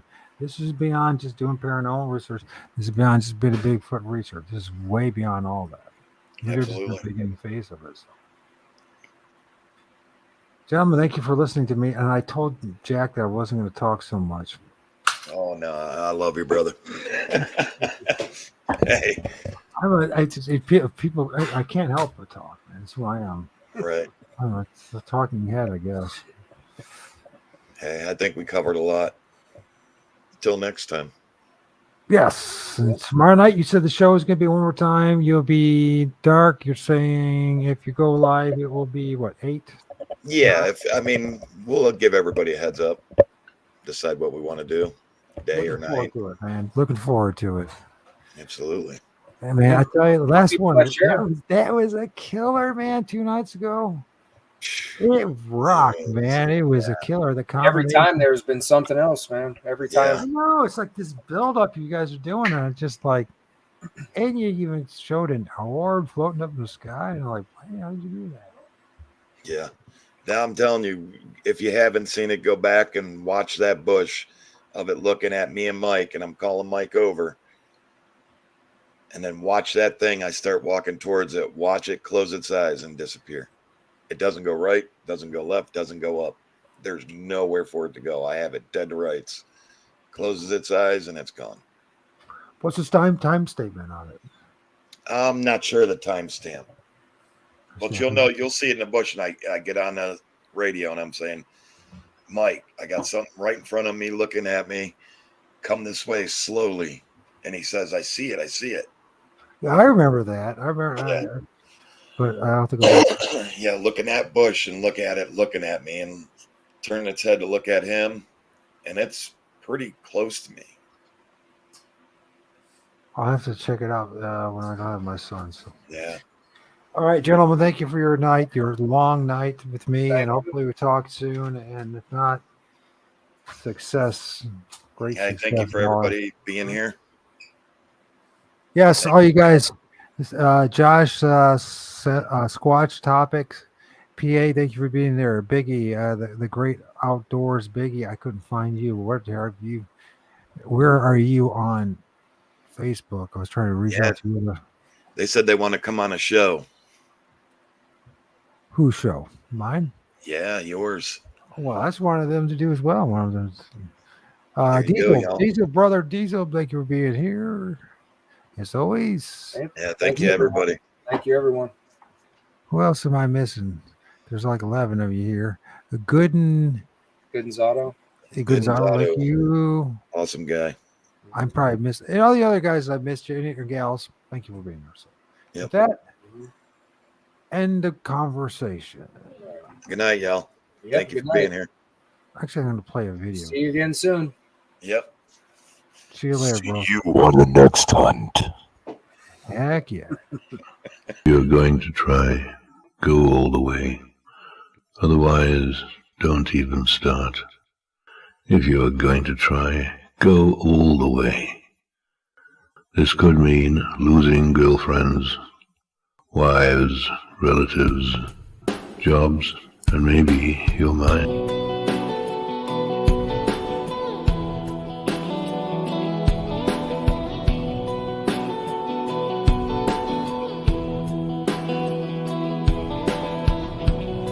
If you don't know, you should take it slow.